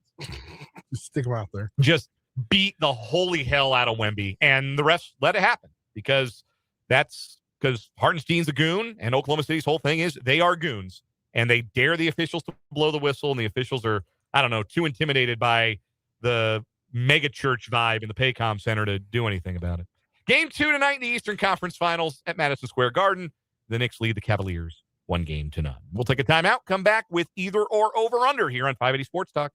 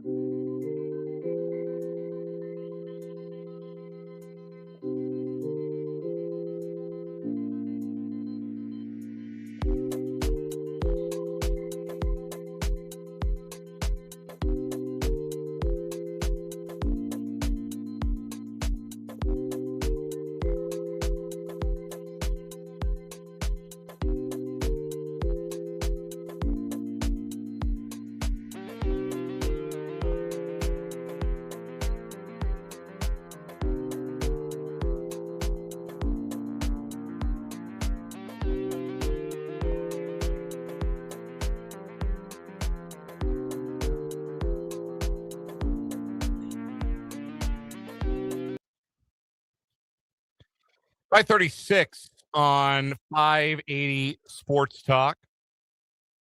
Dan and Spencer hanging out with you. Either or, over, under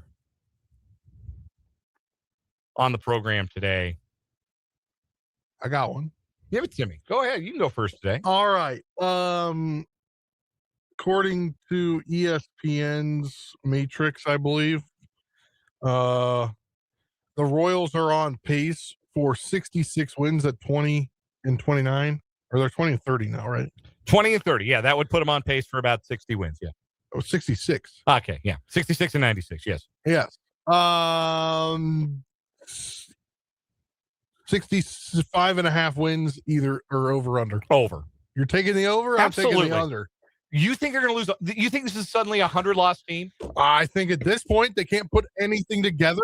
They're starting pitching. You said they were going to. You said they were going to win 96 games, and now you think they're a 100-loss team?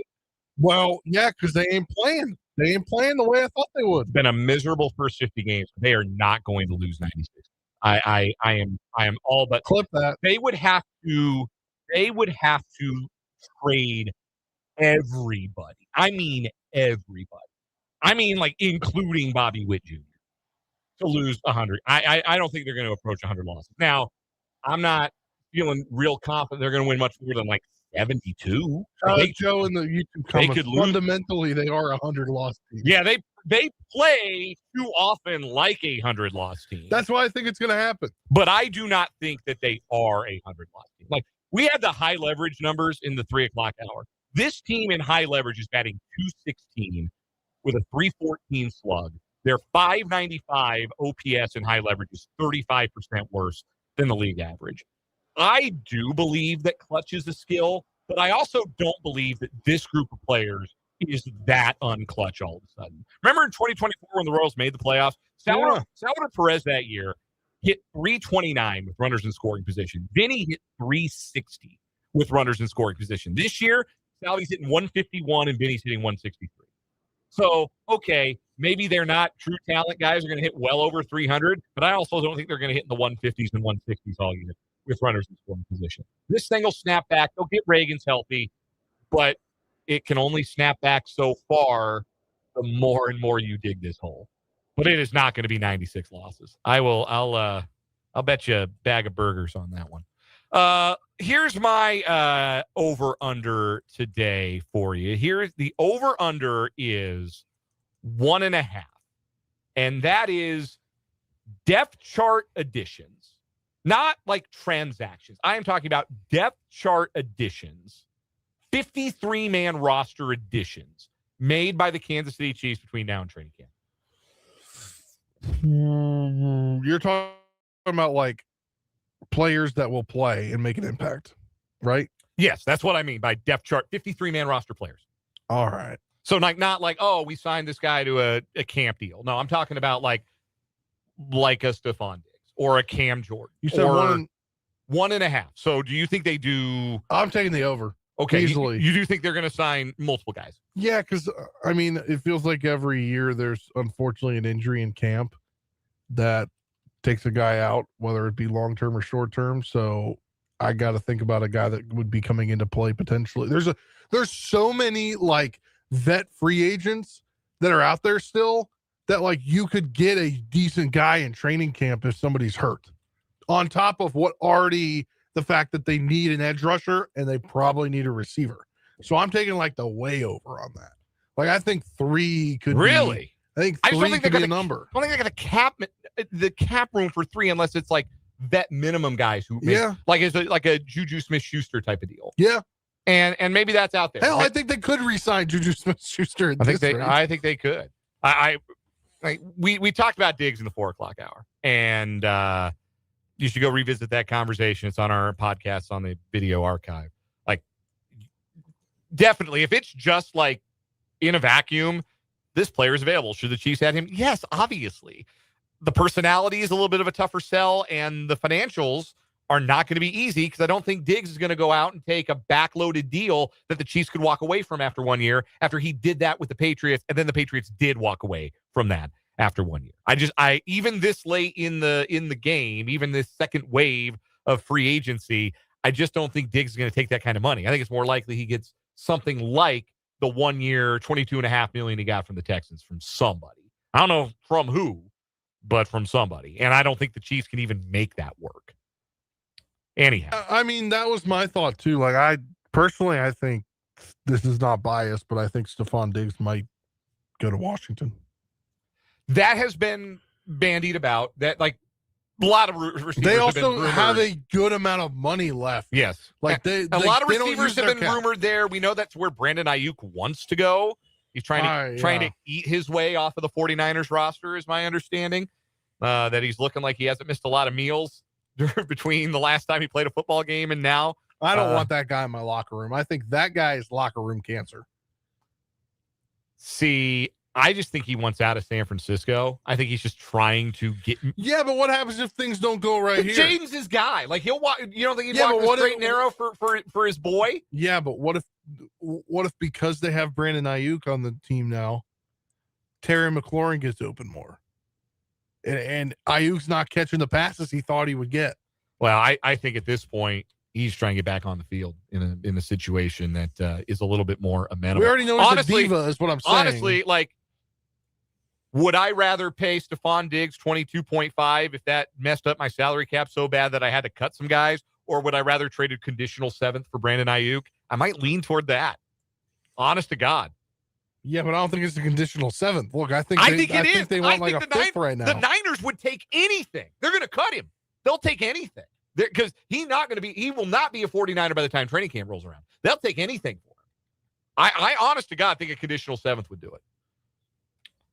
Maybe that's another topic for another day. In the meantime, let's take a timeout. We'll come back. Who's really in charge of whether or not the college football playoff expands? The commissioners are speaking publicly in a way that they don't typically speak publicly. And the war for the soul of college football continues. We'll talk about it next on 580 Sports Talk.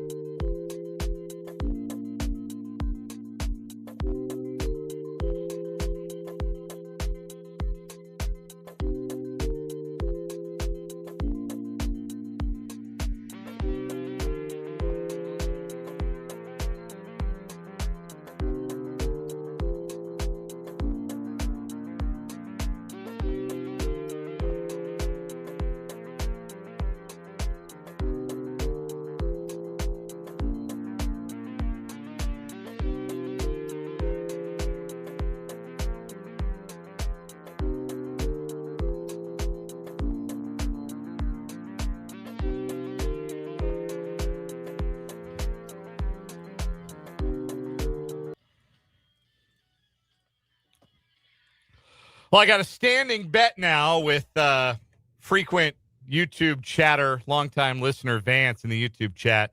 Vance thinks the Royals are going to lose 100 games. I do not think they are going to get that bad. I don't. I think it would have to get, like, they would have to play worse than they have now. And I think what we've seen over 50 games is, like, when you talk about the fluctuation of their record in one-run games, their underperformance with runners in scoring position, their opponents' overperformance in high leverage and their extreme underperformance in high leverage, those things are going to level out. The problem is it might already be too late for that to matter. That's what the problem is. Yeah, I mean, my frustration with this team leads back to, I mean, hell, even last night's game, because you had a near perfect, not perfect, but like you had a Michael Wacha outing, 6 innings, 6 hits, 2 runs, only 1 earned. He walked 2 guys.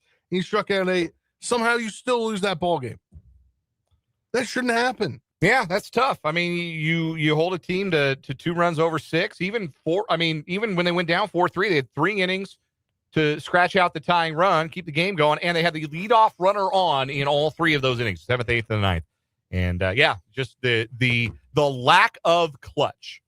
And I do think, like, I am not a full subscriber, and I talked about this at the top of the show. I'm not a full believer in the very mathematical idea that clutch doesn't exist.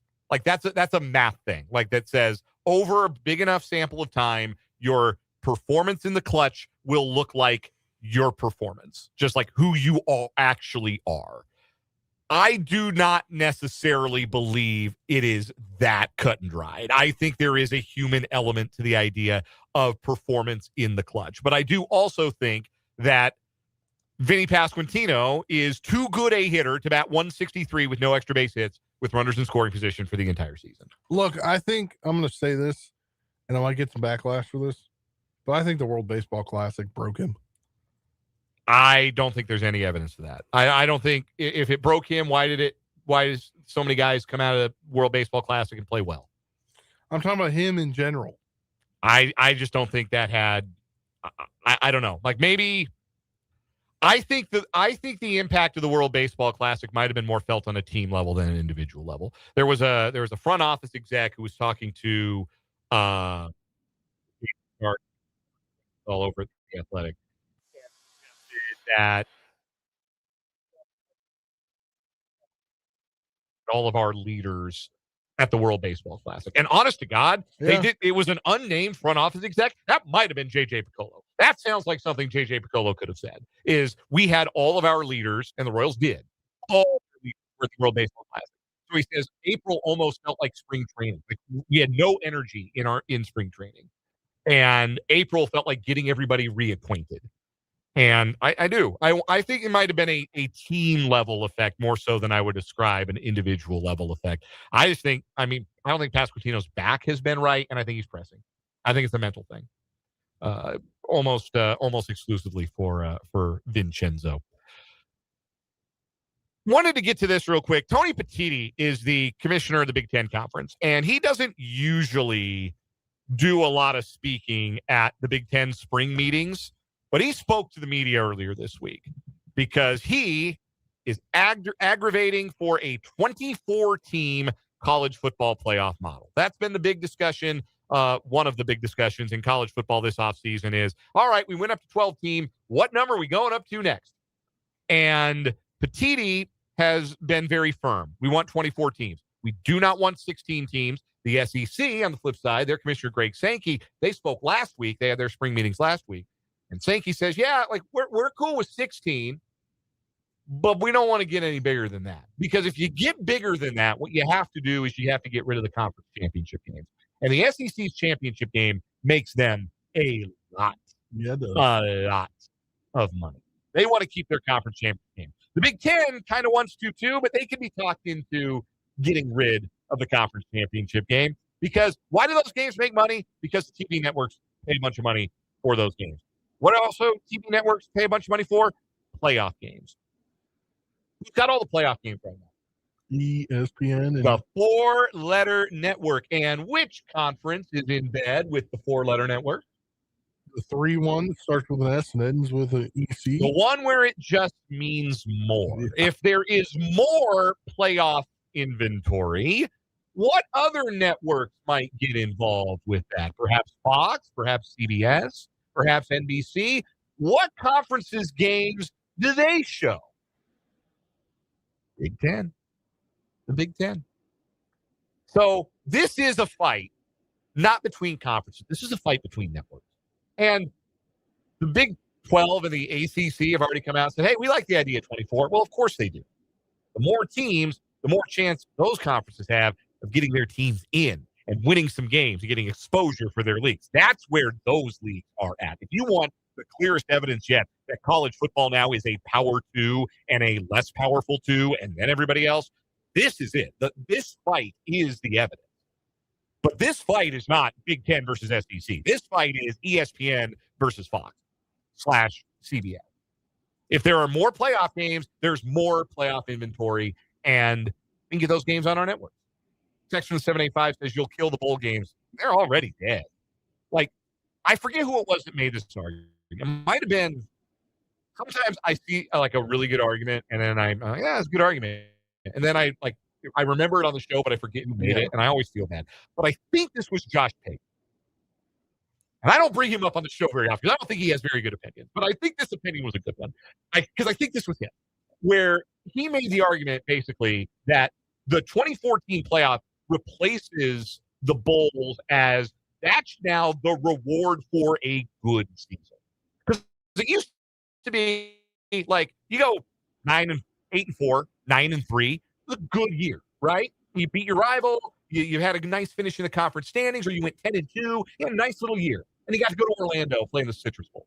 Or you got to go to Arizona playing the Fiesta Bowl. Well, now it's to be in the playoff.